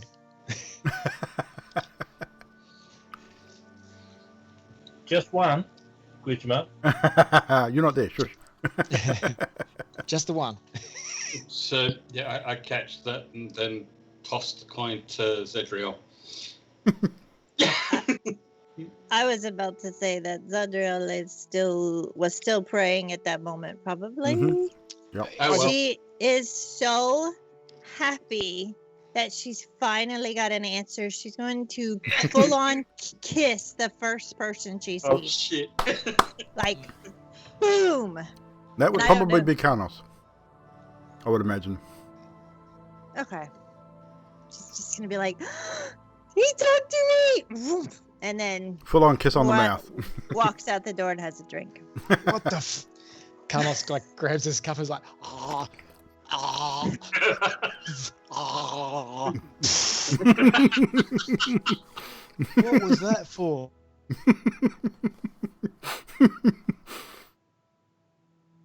Oh, that was awesome. I'm just shocked to go, okay, and climbing into bed. I feel like that was meant for you. Skathis, I feel like that was meant for you. I shake my head. And with that, we will now rejoin Adok and Fibble, who was still in the inn by themselves. Well, not by themselves. There are still a few other people around, but...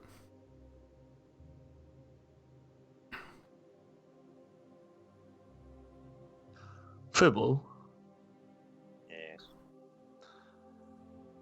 what do you make of Amelia? Or Emilia, whatever her name is. She's different. Hmm. Now, Seems like a loner. you know how I said not to trust anyone, yeah? Yeah. And I told you I trust 4 people? 3 people. 3 people. Yeah, well, do you trust Emilia? I don't distrust her. You don't find like what she's doing is a bit strange? I find everything that we do is strange. I mean, you've got a fair point. I just mean, you know, like, even take me, for example. When there's combat that breaks out, You I may away. run. Yeah, but like I may run, I may hide, but at least I've done. You know, I'll shoot a spell off here, then run. I'll try and do what I can. But you Yeah, notice that she. She sits back and heals. Yeah, well, she has done that of late. She didn't go into the church either. Was I there for that conversation where she? No, you and Karnos were inside. But we did see her like tapping her foot. Yep. On the. Maybe she doesn't like holy ground. I think it's a bunch of hog, but eh. Yeah, right. But Miss Fibblestip, why would someone not like holy ground? Think about it. Yeah. Because they're. Well, no, They that's. worship the dark gods. Well, that's what I'm trying to say. And what if we're just like got this person? Because you didn't know her before we got here, yeah? You just sort of picked her up. Yeah, Karnos' girlfriend. That's his girlfriend. She was hanging off his arm when we showed up. Which doesn't make any sense. But Karnos, because he's told me to. Karnos? Yeah, Karnos. We were at the pub. He was leading her to a table, arm in arm. You know what I mean? Say. And me and Zadriel came in. She was yelling at me, so I was watching that. But yeah. All right. Well, okay. Well, let's just put that aside for now, because that's another thing that's going to confuse the shit out of me. But let's if you would think that someone was evil or potentially could be evil, do you think that you should, if you had a way to maybe find out if they are evil, would you do it? Do what? Or find out if they're evil. Like, do this thing to find out if so-and-so's evil. Would I do something to find out if someone was evil? Yeah, if you could, if you had the means to. I just asked Zadriel. She can feel evil. She can do that. Yeah, her family does it. Her grandmother told me all about it. It's a trait of theirs. They can feel it. Oh. Has she told you that she's evil? I haven't asked her. Do you know where Zadriel is? Probably in her room praying to her God. All right, I'll be back. I'll be back in 1 second. All right, just stay here, or come with. It's up to you. Nah, I'll stay here. Work on project. So, Haddock, as you leave the inn, heading to go look for Zadriel, you actually run into Zadriel as Zadriel's returning back to the inn after praying to God, sucking face with Karnos, and and now heading down for a drink. So you actually, as you head out and head for the stairs, she's coming down the stairs. Oh, Zadriel. And you both see Emilia at the well still at this point, as you both come in, sort of crossing paths. Hey! You look like you're in good spirits. Yeah. I think so. Look, can I talk to you in a private manner? Okay. All right. I'm just going to try and pull her aside to like the corner of the stairs and look around to see if there's anyone else around. You see Emilia, but she's far enough away that she won't be able to hear you. So, I've been told by a certain someone that you can sense if someone's evil or good. Feeble. I'm not. Well, I wasn't going to mention names, but now we have, yeah. There's only one person, yeah. Well, right, yeah. Well, I didn't want to betray his trust. Anyway, do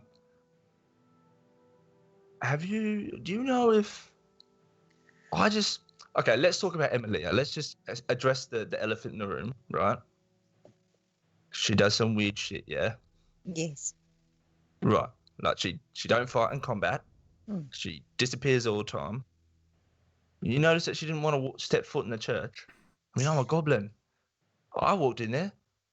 But we all do weird shit. Look at Garnos and his balancing canteens. It's not normal, but that doesn't make you evil. No, I get that. But I mean, I had a chat to the priest, right? And he said that the bones in the church stop evil things from getting in.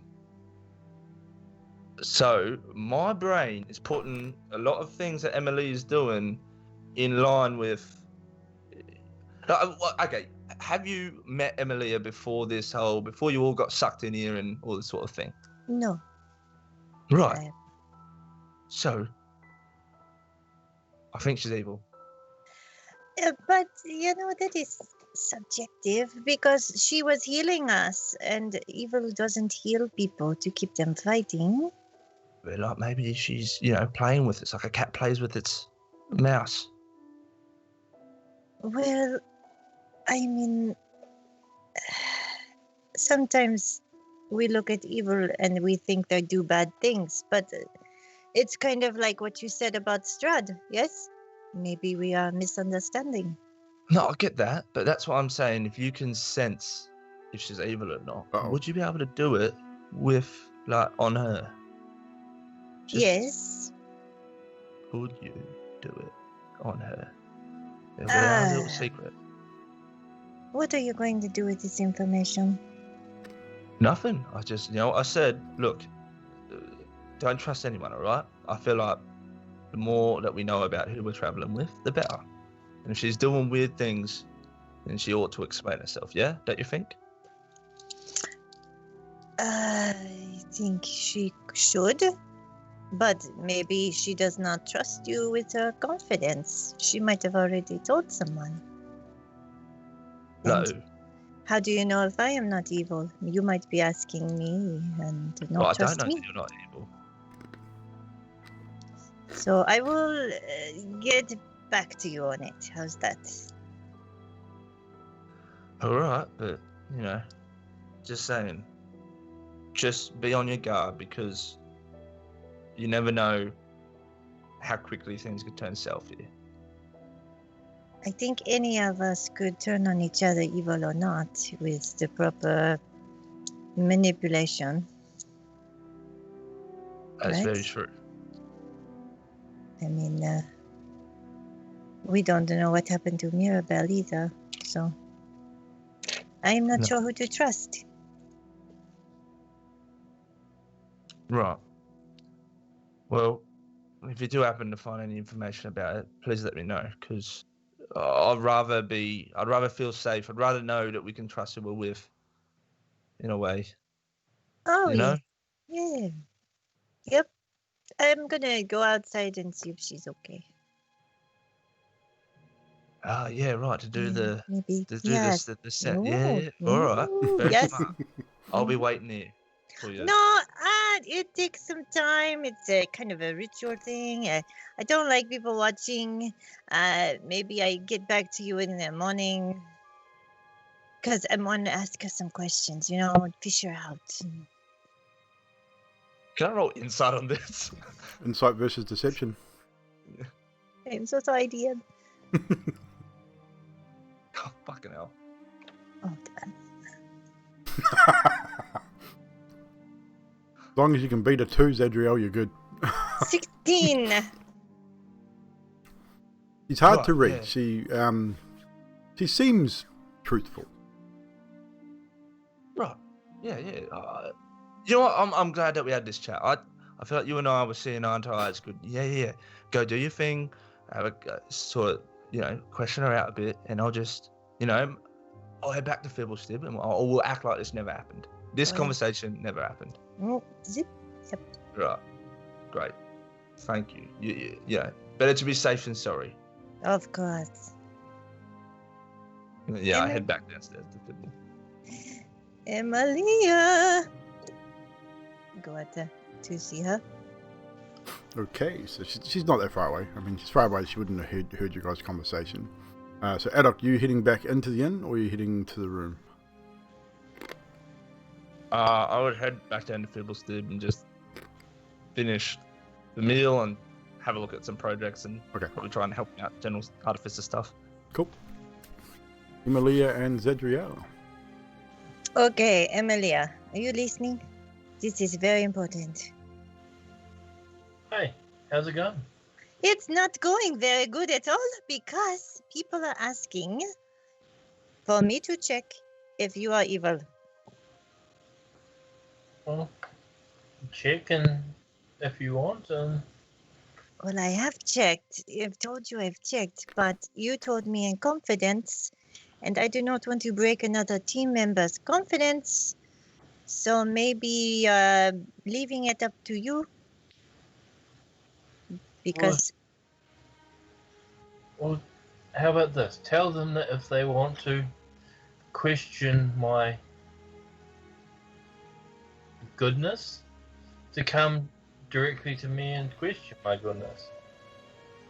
they don't trust anyone, or I don't know, you know? I Yeah. told them that you heal people and you've helped the team, and I don't know if, you know, any of us could turn, you could turn on me, and I would have to kill you. So, do you want me to, what I have to say in the morning that I have checked and you are not what you seem? Well, so far what you've said is right. I've healed and I've tried to help too. I might be deemed to not be a trustworthy person, but in general, I don't have a lot of contact with other people. So, Would you betray the party, do you think? not at my decision. Like, Do you want my protection?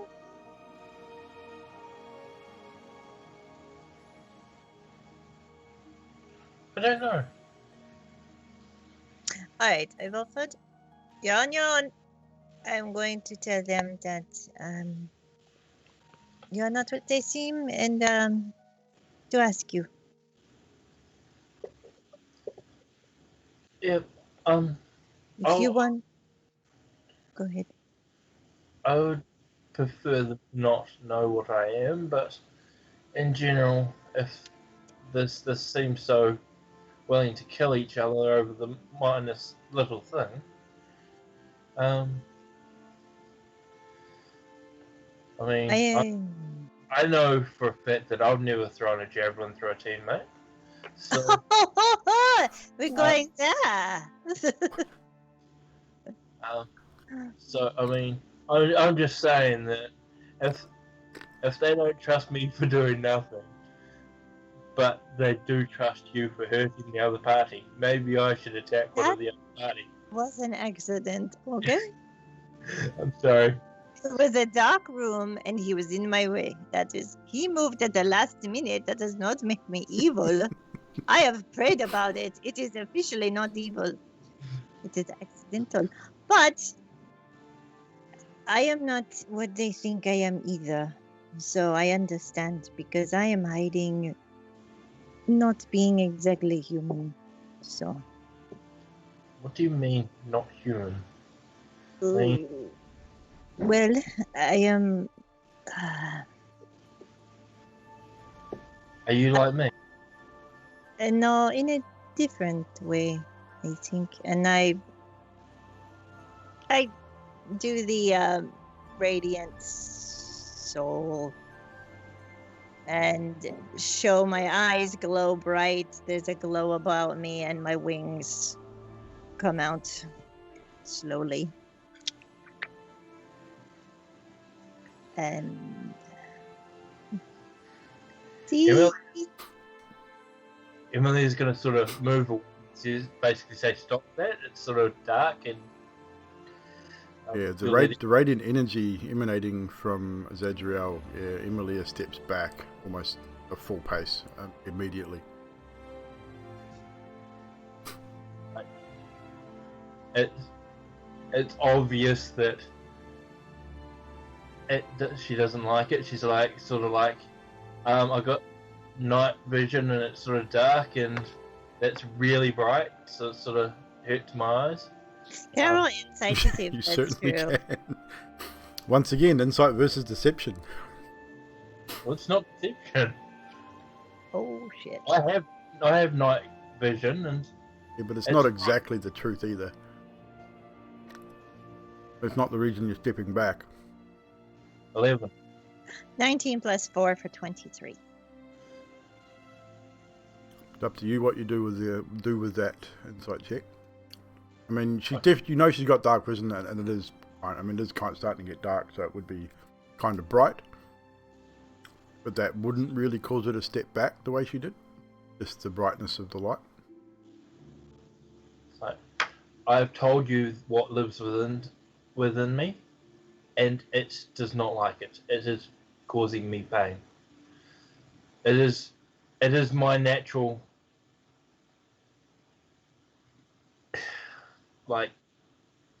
thing to lie and say that it isn't that, because I do not want people to find out what is within me, the demons that live within me, the darkness within me. Is that the truth? Yes. Long pause. Yes. No. Yes. Should I insight again? I feel like inciting again is. You don't really need to insight again. I mean, you know, yes. She's been less than truthful already. It would be up to you at this point whether you believe what she's telling you. 15 on deception. Still doesn't beat your previous roll, so unfortunately. You muted yourself when you did that. Take my wings down, and I'm just gonna. Just a point of reference, as you do that, Zadriel, and your wings go out, and you radiate that rather bright glow. As you didn't sort of mention that you checked whether there was anyone around or not, you do hear a gasp from behind, and you also hear the patter of running footsteps from heading towards the rear of the inn. You didn't quite catch who it might have been, but you get the impression someone was watching. All right, Emily, I think we are done here. So I'm going to bed. Good luck. And good night. Thank you, I think. I have to go hunt a child now. Goodbye.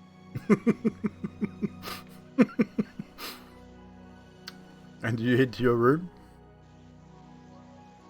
I'm going to look around for little people. You're going to That go... look Are you going to go search? very unnerved. Yeah, you're going to go search for the source of the footsteps you heard? You head towards the stairwell which leads up to the rooms, and you head round the side of the inn. Roll a perception check. Have you got dark vision? Yes. Because it has gotten rather dark by this. 4. So you look around, you don't really notice anyone. It's like in the distance you can see a few people sort of walking around. You see the city patrol lighting street lamps, but that's about it. Cheat. And I'm going to go to my room. So, Bibblestib and Adok back in the main inn. Erwin is we are closing soon. If you would please vacate to your rooms or elsewhere, but we must close up, if you don't mind. Okay. Let's see. Right. I guess it's off to bed then. Yeah, why not? Speak up, Fibble. Ah! Alright, look, well, I'm gonna head to bed. I might as well. If you see Zadriel Just let her know that I'm still waiting there to speak to her about what we spoke about before. About the old evil thing.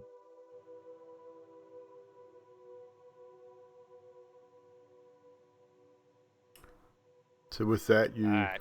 head out, return to your rooms. Emilia, what are you doing at this point? I'm going to wave them down as they're heading to the room. Okay, so Adok Right, and Fibblesib, as you leave the inn, you notice Emilia, who is still out by the well. The rain has stopped by this point. It's still very misty and dark, but the rain has stopped. The ground's very muddy. But Emilia waves you over. Basically say, hey guys, has anyone sort of like been asking questions about me? I mean, I know that I'm sort of obviously a different sort of person, like trying to avoid the main light of the group. And I know you guys have told me to stay in a group, and I keep not doing it, which is kind of force of habit.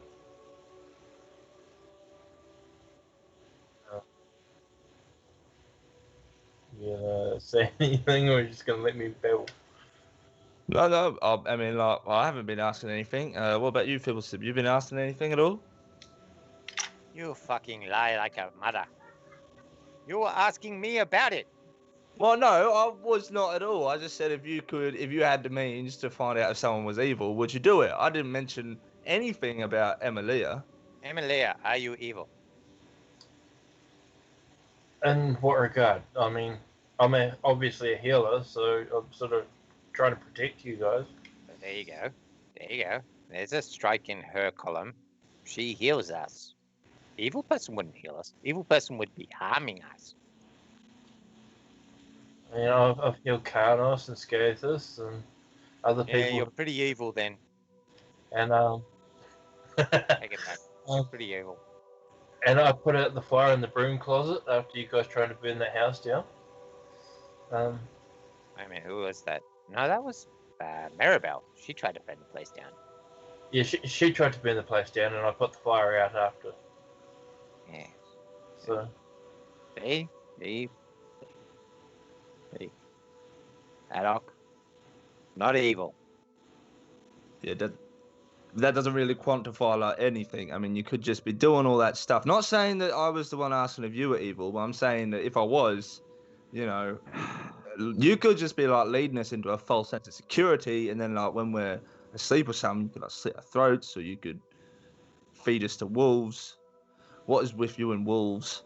Why are you wearing the skull thing? That's creepy. And why did you not step in the church as well? Like, there's so many unanswered questions, Fibblestib. It's not a matter of, oh, he put out fire in a broom. I mean, yeah, I put out fire in a broom closet too if the house was going to burn down. I mean, I don't want to die, do I? No. You don't want to die. But exactly.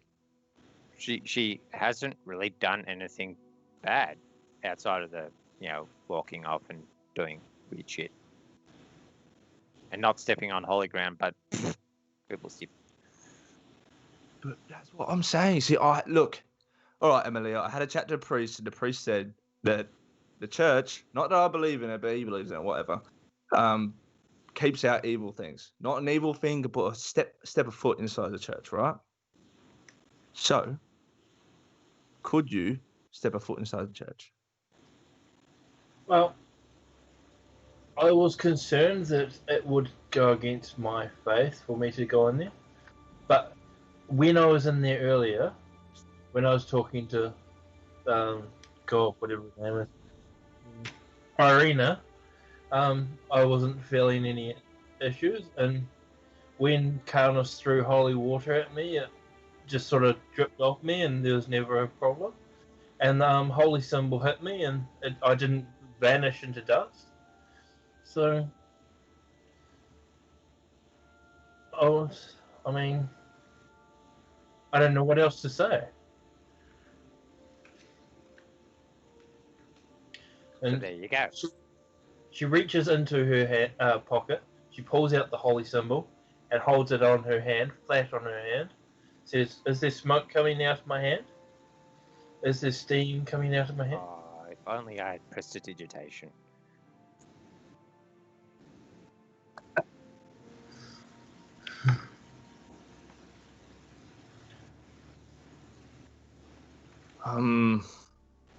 All right. I guess you've got a point, don't you? He does have a very compelling argument against. We haven't really got anything bad. I'm assuming that Karnos is the one saying stuff against me. I'm pretty certain. He's concerned of your nature. Look, to be honest, no, this was absolutely from me. I'm just saying because obviously me and Karnos have had a fight today. Yeah, I'm gonna nudge Adolf and go, see, girlfriend, nudge her. Zariel comes out. Have you guys seen a kid around here? Plenty of kids. No reason, but a little one running around. I'm little. Adolf. Little like you. Have you seen one? Just Oh. I'm What did you looking. do? I just am looking. What do you want Yeah. a kid for? What? They are annoying and loud, and this one is got something of mine that I'm going to take back. What did you do? Nothing. What are you guys doing? Talking. Okay. What did you do? Are you I'm hunting gonna a child Just with a hammer? If you see one, grab it. Yell for me. And I go All right. looking around. I'm looking around. You're going to go looking around again. You can't settle. Roll another perception check as you search the perimeter of the inn yet again for the strange child. Alright. That is it. Ugh, that is a 10. A 10. Oh my god, you guys' rolls are terrible tonight. With a 10, no, you do not see any children. You do, again, it's pretty much the same as before, just a few adults milling around in the early evening. There's not too many people out and about this time of night, after dark in Balaki, and there's never anyone by themselves. They always seem to be walking in pairs or in groups. Even the guard always in either pairs or fours. Right, I'm just doing that while they're talking. Okay. Carry on. That was weird. Quite. Agree with that. That's Adriel. She's probably done something that she doesn't want to know. Silly stuff. But, All right. where were we? Oh, that's Okay. right. So- You were convincing your undying love for the Karnos. Okay, I'm gonna be deadly truthful with you both right now, and when I say deadly, I don't mean it at all. I don't mean that it's deadly. I mean that it's truthful, very, very truthful.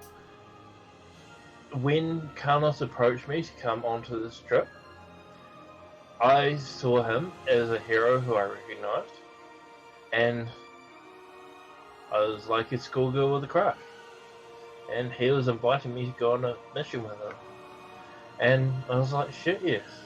Cute guy, cute-ish looking guy. And Is he though? girl like me, and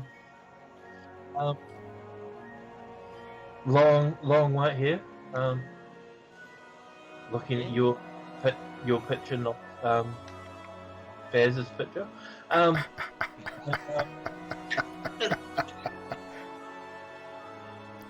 And I was flustered, and I was like, well, shit, yeah, I'll go with you, because you obviously want to be with me, so... And then when I sort of get to know him, he's a bit of a jerk, and when I told him was the day that when I told him that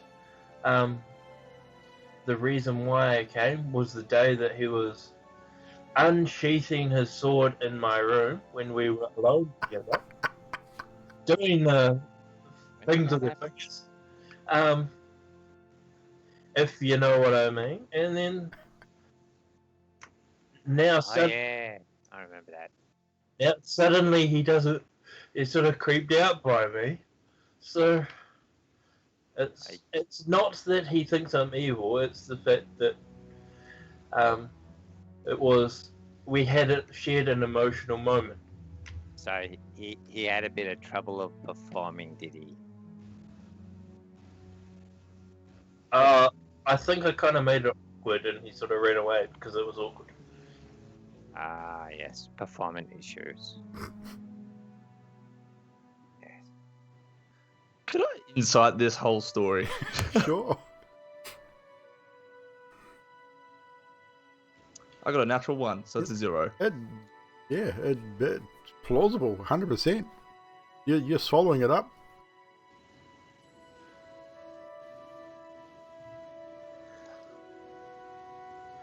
You know Out what? of 13. You got a what? Sorry, I got a 13. 13. Yeah, even with that, it seems pretty plausible. I mean, she doesn't appear to be stuttering or anything like that. I mean, seems I don't know. legit. Don't know if you'd see it in the darkness of the evening, but she's sort of blushing as well. Yeah. You guys both got dark vision? Yeah. I've got dark vision, but I'd be seeing just greys. Yeah, shades of grey. Yeah, so same. yeah. Shades grey, yeah. There is a little bit of light, like there is a street light close by, but not right where you are. So it would be, yeah, you'd be looking at each other in shades of grey. All right, well, okay, I'll believe you, Amelia, or Emilia. Sorry, I keep saying it wrong. And to be frank, it really wasn't Karnos who was concerned about you. It was me. Let's be honest. I mean, you did nothing but scare the shit out of me the first time I saw you. Sorry, I'm sort of a bit of a prankster, and I really love that mask. Right, that's all right. Hey, I'll tell you what. Would you mind if you indulge in something, a way of me sort of trying to say sorry and, you know, trying to put things in the past? It's sort of like a little goblin sort of ritual sort of thing. What sort of ritual? It's nothing. All you got to do, look, I pull out my flask and I go, look, we just share in a drink. So something that I've got, that's like a goblin. I sort of put a bit of herbs and spices, make it smell a bit nice. And I sort of I uncork it, and as I do, I press it up, and I give it a bit of a smell. And it just smells like of lavender and stuff like that. You know, like it's just something simple.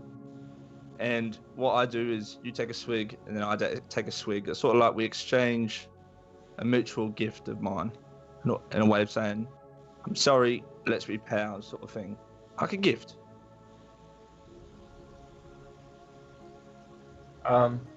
I hate to be rude, but I can't drink anything other than water. That's fine. Like, I only drink from the well and out of my thing because I can't drink anything like that. It will make me sick. What water makes you sick? This is just water. It just smells pretty. It's what is in this. The smell that will make me sick. It's alright. Well, I mean, I don't really know how to say sorry then, I guess. So it's herby water? Yeah, kind of. Emily is going to go to the well. She's going to pull the bucket up, which is pretty much up anyway. Yep. She's going to use shaped water and basically make 2 cups out of water and have them basically filled with the water from the basket. She's going to hand 1 cup to him and say, I'll drink with you for this, and I know it's not quite the same, but it is the same. It is pretty cool too. I've got to say, it It did look pretty cool. Yeah. That's all right. It's not the same, but I guess it's the thought that counts, yeah. And it's like, what she's going to do is she's going to use shape water on the glass, and the whole glass is going to turn to water, and basically fly up into the air into basically a small ball in front of your face. And same with Emilia's. And but Emilia's going to basically reach out and bite it. Like Like an basically, apple. it's a bubble of water. It's not frozen or anything. It's just a bubble of water. She's basically going to bite out and eat it. Think of water in weightlessness and zero gravity. It's just hanging there. You can literally reach out and swallow it. I'm just going to drink from the cup that I've got, but just highly amused and kind of confused at the same time. So Yes. when you live on your own as much as I have in my past, you sort of find interesting ways to eat and drink, especially if you can use your magic to do so. Yeah. Oh, well, again, thanks for indulging me in that sort of little thing that I do. And I'm sorry to hear it that Karnos wasn't exactly what you thought he was. Yeah, romantically and that sort of thing.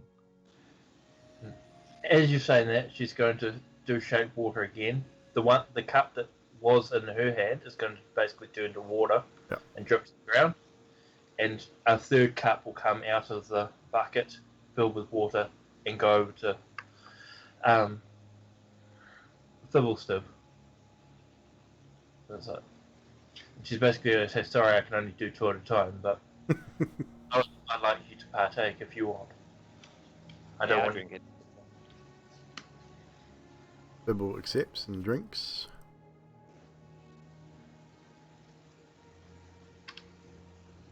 And all is right with the world.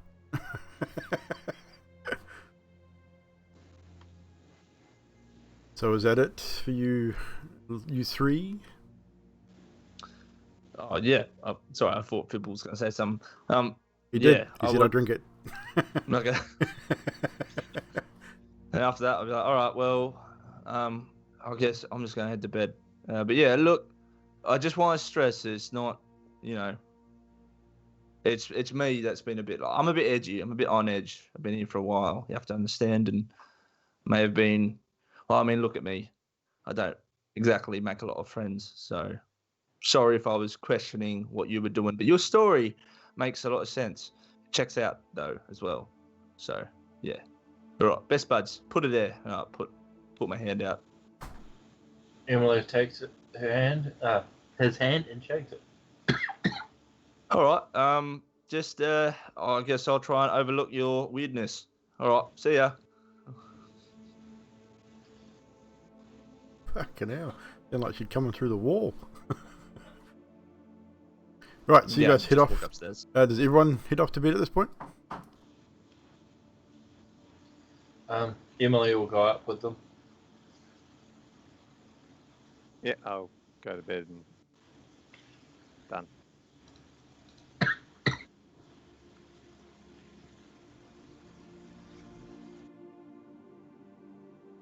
Bloody woman. Right, so Zadriel, you still out wandering around looking for this kid? Come here. Do I see Adok and I'm leaving? Because I was supposed to talk to him, but he's went to bed, I think.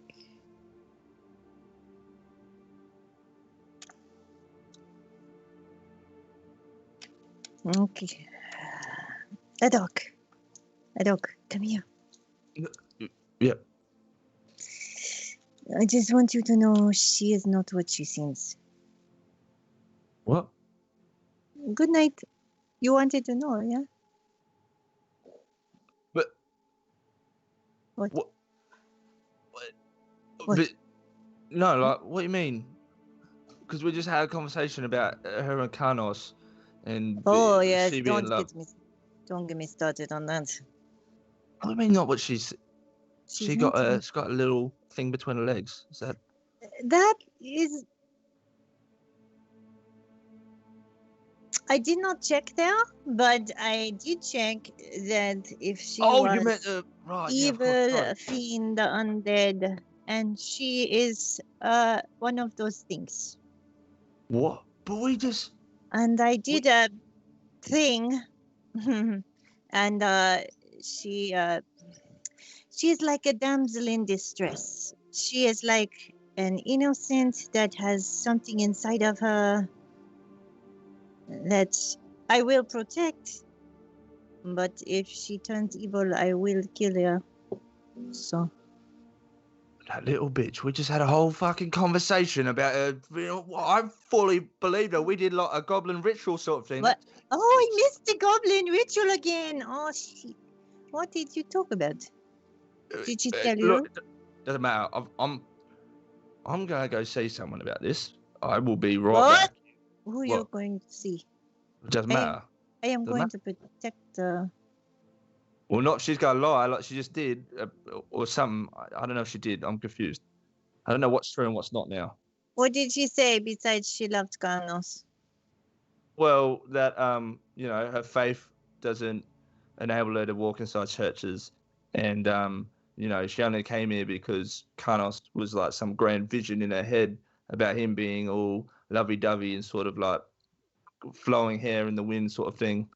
Oh, that's the truth. I mean, she's telling her version of the truth. So Yeah, and then people said that Carlos has got performance like anxiety issues, which I sort of believe. So yeah, yeah, he's the limp. Yeah. right. So, but now you're saying that because I asked you, so I believe that, but now you're saying that she's not what she is. That she has the evil, but she's the innocent. My head hurts. Like She is a vessel for something inside her she cannot control. great. So we're just walking around with like something that could just turn around and kill us all at some point. Yeah, but I'm here, so you're good. Did you happen to find that kid? Yeah. You don't know anything about this kid. He's just annoying little shit, and I will find him. No, it's great because you said that you're going to protect us, yet you can't even find a kid. So. Do you know how fast they are? They're like little, like you. They're like you. They're quick. You're calling me a kid? I'm calling you little. Well, yeah, that's true, but. It's very sensitive tonight. Oh, I've had a lot going on and a lot of stuff, and there's things and of emotions. I'm brewing, and I'm going to bed. Hold your bear. Hug your bear. Go to sleep. I'll pull out the bear and walk upstairs. Hold on. Do you retire as well by this point, Zedriel? Because you can't find the child. Yes. Child's nowhere to be seen. Yes. So, eventually you all find sleep. Some easier than others. Carnos, can I get you to roll a wisdom save for me, please? You sure can. It's going to be hard to stop laughing, though. I know, dude. It's been gold. Wisdom, you said? Wisdom save, please. It's pretty good. 19 plus 0 is 19. That's still a failure, but nice roll. You do drift off to sleep relatively easily, but after maybe an hour or so, you wake. You sit up in your bed, look around, and none of your friends are there. All the other beds are empty.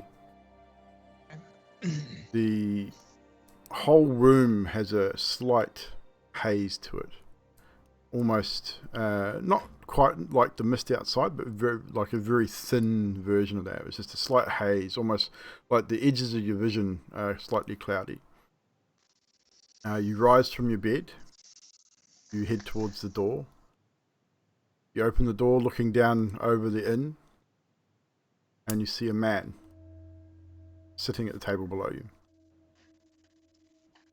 He is a tall man, long, dark hair, pale complexion, dressed in fine clothes. not unlike some of the nobles you've seen in Vallaki, but it seemed a lot finer. Dark crimsons and greys. And he looks up at you and just nods warmly, grins, smiles. You've not seen this man before, but he bears a striking resemblance to the statue you saw in the basement of Durst Manor. And he just raises a hand and beckons you down. So Karnos has no armor, but he quickly grabs one sash with 4 knives on it and puts his hand on his knife and he says, What are you doing here? Well, I've simply come here to talk. Would you indulge me? Please. Karnos pulls one knife out, puts the sheath down, and makes his way over slowly, limping. He hasn't had any drink today. No, he has not. Oh, barely a sip. Is it a table you said, eh? He's sitting at the main table, pretty much where you guys have been sitting the whole time. Oh, so yeah, okay. So I take the furthest seat from him, still with the knife ready to throw. No problem. Who are you? My name is Strahd von Zarovich. I believe you should know who I am by now.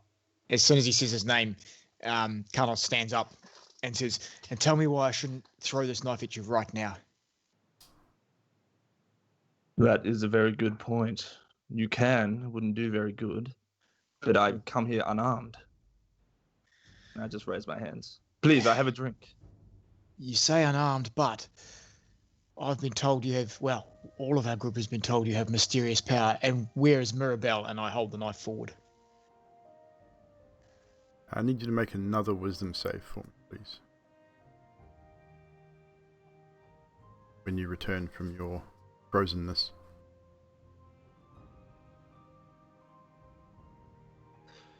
At this point, Strahd looks off in the distance 11. just a little bit. For a little 11? bit. Yeah. You have an uncontrollable urge to take your seat and put your weapons down. Okay. So yeah, you can see I'd be fighting it hard, but I'd put the knife down on the table and sit at the seat again. Yes, Mirabelle. She's been set free. Do you mean you killed her? No. That is not what I mean. I mean she has been set free. You let her go home? Of course. Unlike her, she is not trapped.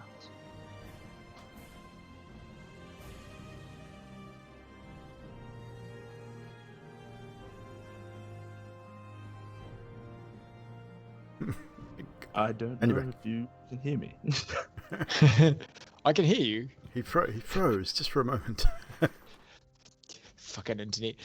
What are you doing in this town, this area, everything here? Why is it always dark and always raining?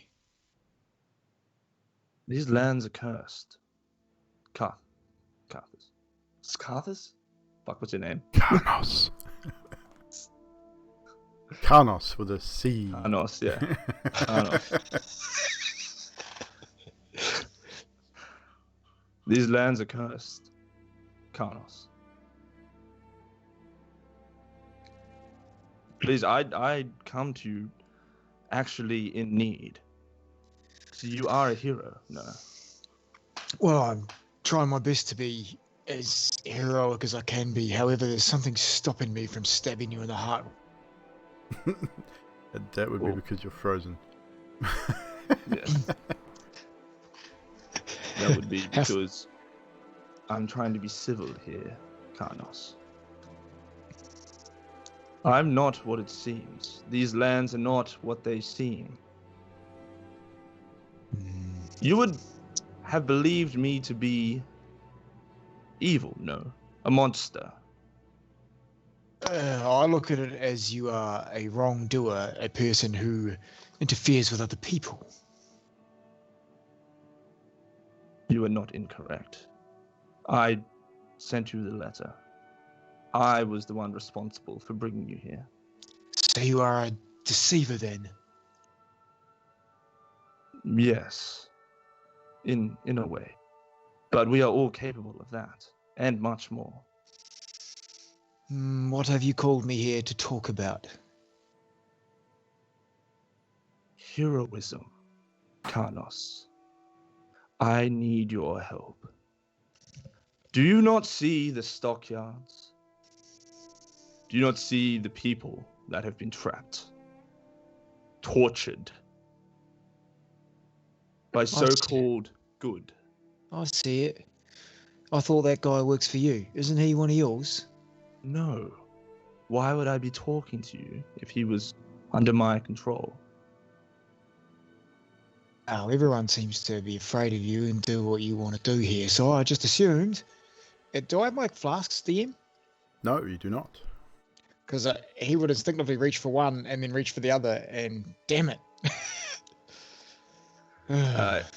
It's at this point, he pulls up a hand, does a little gesture, and you see a mug of ale. 2 come right in front of you.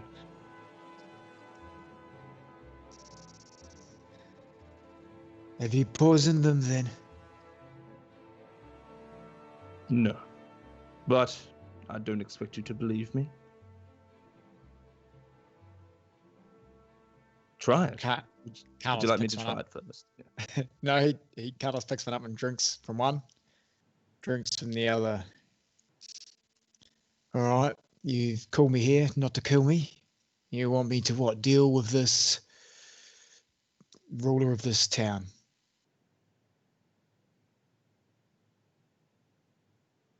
Yes. Because I believe that you can help me set my people free, Karnos. To not be oppressed. The people in the stocks are my people. They have spoke up against the oppression that has been wrought through the city and been silenced because of it. I have been labeled a monster. Have you not met something else that you deemed a monster, but yet, as time has gone by, discovered that it is something else, not what it seems on the surface? Yeah, if you're talking about Adolf, right? Perhaps, yeah. Or maybe he's Adriel. She's kind of a monster. I don't know about her either. But, yeah, I see what you're saying. I've heard you're wiry with your words, and you can convince people to do things. Why should I believe you? Why is this person, this town, what is this town ruler's name? The Baron. What is his name? Vargas. The Baron is named Vargas Valkovich. Right. He has been trying to turn as many people against me as possible because he, like some others, fear that I am the mastermind behind whatever is happening in these lands.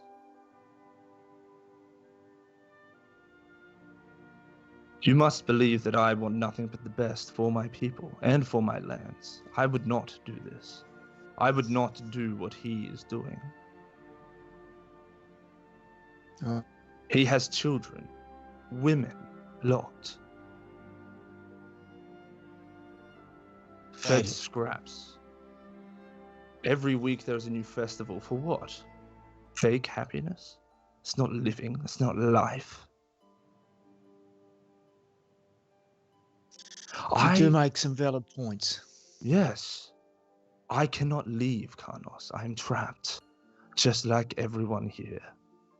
I do apologize for bringing you in, but I needed a hero. I needed people that can help me break the Well, oppression. I agree. This world needs a hero, and I'm not going to stand here and wait. What do you wish that I do then? Surely my group... why do you not call us as a group together then, and make these pleas to us as a whole? Do you not have an invitation to partake at a dinner at my castle? Yes, I believe we do. I have tried. I It's a bit also hard have... when... Sorry, it's a bit hard when people, everyone says you're this mastermind evil villain. It's a bit hard to trust, especially looking around these lands. And Carlos takes another 2 sips. No, I understand. But people fear what they do not understand. It's better Carlos, to... you'll also notice too at this point that doesn't matter how much you drink from these 2 goblets, the level does not change. Cool. That's a good trick.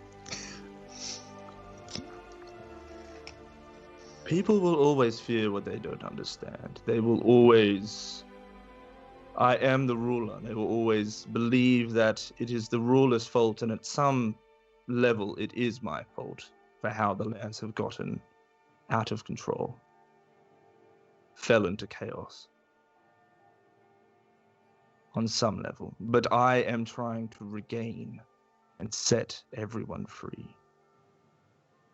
All right. There is someone in the city, I believe Lady Vlakta, has sent someone an invitation for you to go see her.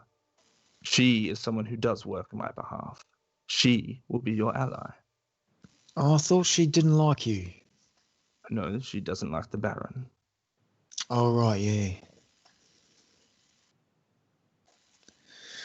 All right, so tell me this.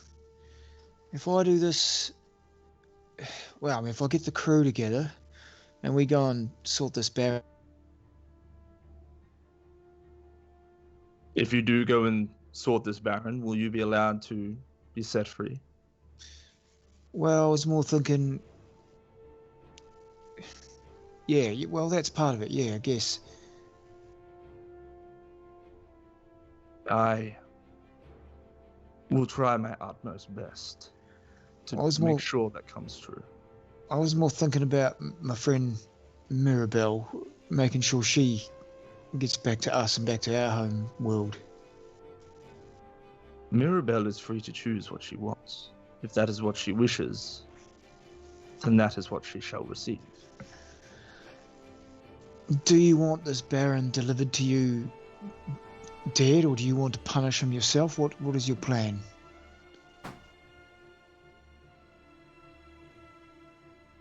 I believe Lady Wachter will have more information of a way to make sure that the people, the citizens of Valakai are rallied together. I believe straight out murder, especially if I'm painted as such a villain, probably wouldn't be the best decision. No, I don't really do that either, unless they're monstrous and murdering other people.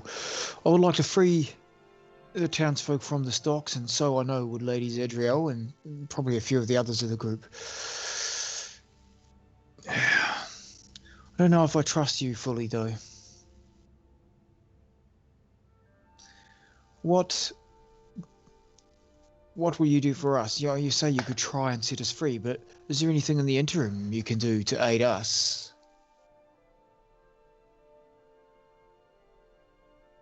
Well,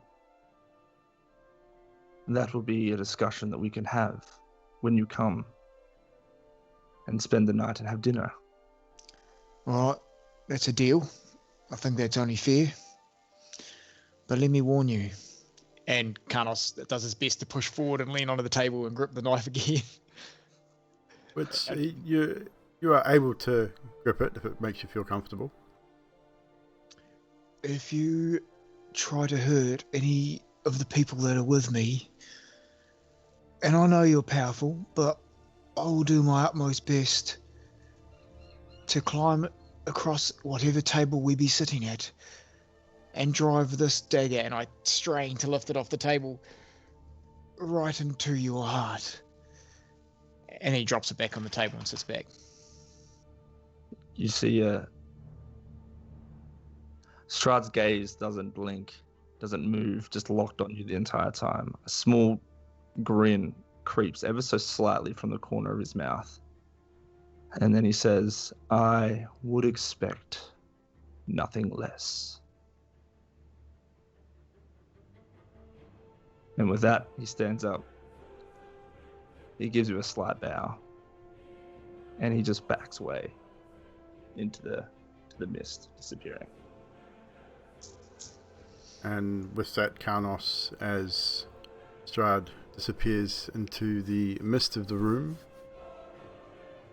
you snap awake, sitting up back in your bed, sweat across your brow, your flasks where they should be, weapons where they should be, armor where it should be, your friends still sleeping in their beds. And that's where we'll call tonight's session, ladies and gentlemen. 10 minutes early, but we will call it there. I think it's a good place to call it, and we can start fresh in the morning the following day, on day 8 in Barovia. So, before we carry on and fully end tonight's show, we're going to go around and get some moments. I know there has been some great moments from tonight's session. There's been some good, funny stuff going on. Nicely done, Cam and Baz, on that conversation. Forgetting Karnos' name, though, dude. That is what it is. But roleplay was spot on, apart from that slight glitch. I mean, Strahd probably wouldn't forget Karnos' name. Karthus. It was close. So, Skathus, aka... Funniest thing he was saying it heaps beforehand. Skathus, aka Mr. Trashman, can we get a moment from you from tonight's roleplay, please? The first one has to be Zadriel and the oops. Oops? The oops with the wings. Oh, the oopsie moment, yeah. Not checking to see if anyone was watching. And pretty much from then on, the interrogation of Amelia, and yeah. Yes, that's definitely going to be an interesting moment to rewatch in the VODs when I do the recap. That's it. Adok slash Strahd. Mr. Cam. My brain is still fizzled. Sorry, Cam. Yeah, no, that's all right. It was just yeah. I can I just need to think. Can you come back? Yeah, go. No worries. Zadriel, aka Michelle Mijanti. I appreciated Drex keeping up with the improv. It was really good between us. That was really good. Did really well, mate. And of course, Fibbles Dibs heating the metal and saying, I wish I had prestidigitation. That was really good. So I'll leave some for everybody else. There you go. Adok. Mr. Adam. Yeah, I that's one moment that made me piss out laughing, was Zadriel going like, I prayed about it. It's not evil, just that whole conversation about that. And then goes, I'm off to hunt a child. Yes, I had that moment as well. That was a great moment. Yes. I do like that Drax and Skathus' conversation between, trying to figure out what Skathus is. Yes, that was awkward. Emilia. Awkward but interesting moments from both of them. Which is pretty cool. Fibblestep. The Drax and Trashy interaction, that was funny. And then you also had Baz's and Trashy's interaction about Emilia. Yep. Yanti's running off after a child was quite hilarious. And also, praying, getting a response from God, and then kissing Karnos, and Karnos freaking out about it. Yes, that was my top moment, I think, from the whole session was Karnos' reaction being kissed by Zadriel. You'll find out why next week. I wrote it down. And Emilia. Okay, so Baz, Carlos throwing the holy water at Emilia. That could have gone badly with that could have gone really badly for a whole lot of reasons. Last session, my first rolls were Nat 1 and Nat 20. In this session, my first rolls were Nat 20 and Nat 1. Nice. So the whole Waters Skathis thing, it's sort of been in the plan for quite a while. Nice. Yanti's leaning down to eat or something, and then Baz telling Skathis to kill bloody Emilia or something, and just the look on Zadriel's face, she suddenly sits straight up and like, what?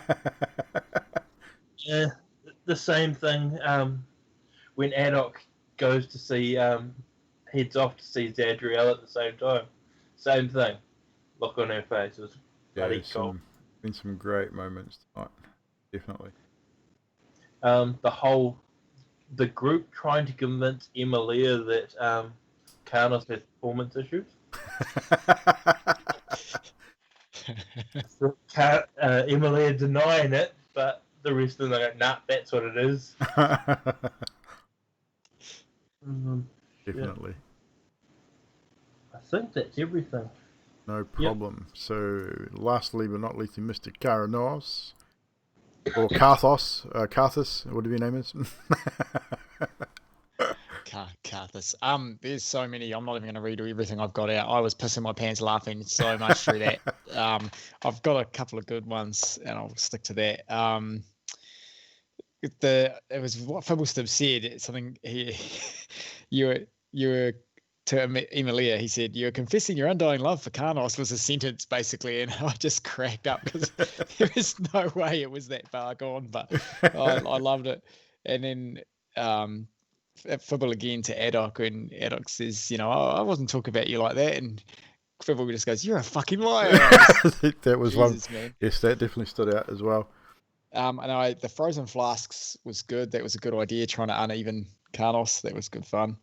And there was a couple. I've written so much down here. I'm just trying to pick out the best. And he froze. We'll be back in a moment. And you're back. Right. When Zadriel said to Adok, "Emilia is different from us," and Adok said, "What? Like she has a little thing between her legs?" Oh. I just, yeah. And like there's heaps more. Everyone did so well. I actually think Drax's memory of fights and things that went through when he was defending Emilia, he was remembering so much of I did this, I did that. I thought that was really good recall. Definitely. And that was one thing I was going to mention as well. The Zadriel burn. At least I didn't put a javelin in my teammate. Yeah, man. That was awesome. That was just spot on. And thing is, Michelle's reaction to that was gold. The look on your face when he pulled that out was awesome. But yeah, it like the role play again. Just the role play in general on this campaign. I mean, you guys in the Sunday campaign are just stepping it up every week with the Sunday campaign, and then you're bringing it over here. And I say we've got a brand new role player in D&D with Drax, and he's keeping up with you guys. He's right up there with his role play. The use of the shape water cantrips become a thing. I think that's going to be a thing forever because it's just so cool. But yeah, just little things. Adok's reaction when Zadriel first come up and says, "Hey, Emily is not what she says she is," and he's going, "Wait, what? Hang on a minute. I just had a conversation with her and she told me all this shit, and you're telling me that she just lied to me?" When technically she probably didn't. It probably seemed that way. But the reaction that Adok gave Zadriel was top notch. Was awesome. But yeah, everything across the board. The role play, the interaction between Karnos and Strahd. Pretty much went roughly how I expected it to. I knew Karnos would be very defensive to begin with. Oh, if I and could have very got to aggressive. Again, the whole reason for the wisdom saves, there was some spell work there, but technically you were dreaming. It was technically a dream sequence anyway, but was it really? Who knows? But yeah, so that pretty much went exactly how I'd expected it to go, and the outcome was pretty close to what I was hoping would happen. So it's going to be interesting now to see how Karnos convinces the rest of you to go to Castle Ravenloft to have dinner. But in saying that, there's obviously the whole Baron issue now as well, which could potentially change people's minds on that too. So it'll be interesting to see what happens in the coming sessions. So that is it for us tonight, guys. Thank you so much for hanging out with us. I really appreciate it. Thank you for the follows, the subs. You guys all rock. Don't forget, if you are able to, if you have Twitch Prime and you want to give out a free sub, drop it right here. Come and hang out with us every Wednesday and Sunday night. We do the Curse of Strahd on Wednesdays. We do a homebrew on Sundays. Not much gaming happening at the moment as I'm back at work, so I can't really schedule anything. So it's as and when. So if you see me gaming, come hang out. But definitely come out and hang with us at Wednesdays and Sundays. This is all New Zealand Standard Time, so if you are in the US, it's the night before. So it'll be a late Tuesday night, early Wednesday morning, or on a late Saturday night, early Sunday morning. So I think Eastern, it's about 2:30 a.m. Eastern from memory on Tuesday and Saturday. But we're going to raid. We're going to raid Tabletop Nights again. They've got 3 viewers. They're doing Curse of Strahd. And I think they're at session 5 on their campaign. They're only about half an hour in. I think we raided these guys last week, but we're going to raid them again because they're pretty cool people. Yeah, so we've been running for 3 hours, Dumby, so about 1:30 a.m. start for you. He's in the US. I think he's on Central. Central. Alright, you're at EST, so daylight savings. So yes, it'll be 1:30 start for daylight savings. Because we're in daylight savings in the New Zealands. So, raid them followers. Start the raid, and we will say good evening to all of you. And we will see you on Sunday night for the homebrew campaign. Although tomorrow I might be doing some Assassin's Creed during the day, and we might do some Dying Light tomorrow night. So if anyone wants to come and finish the campaign of Dying Light with me, I'm almost there. Come and hang out tomorrow evening sometime. We'll see you then.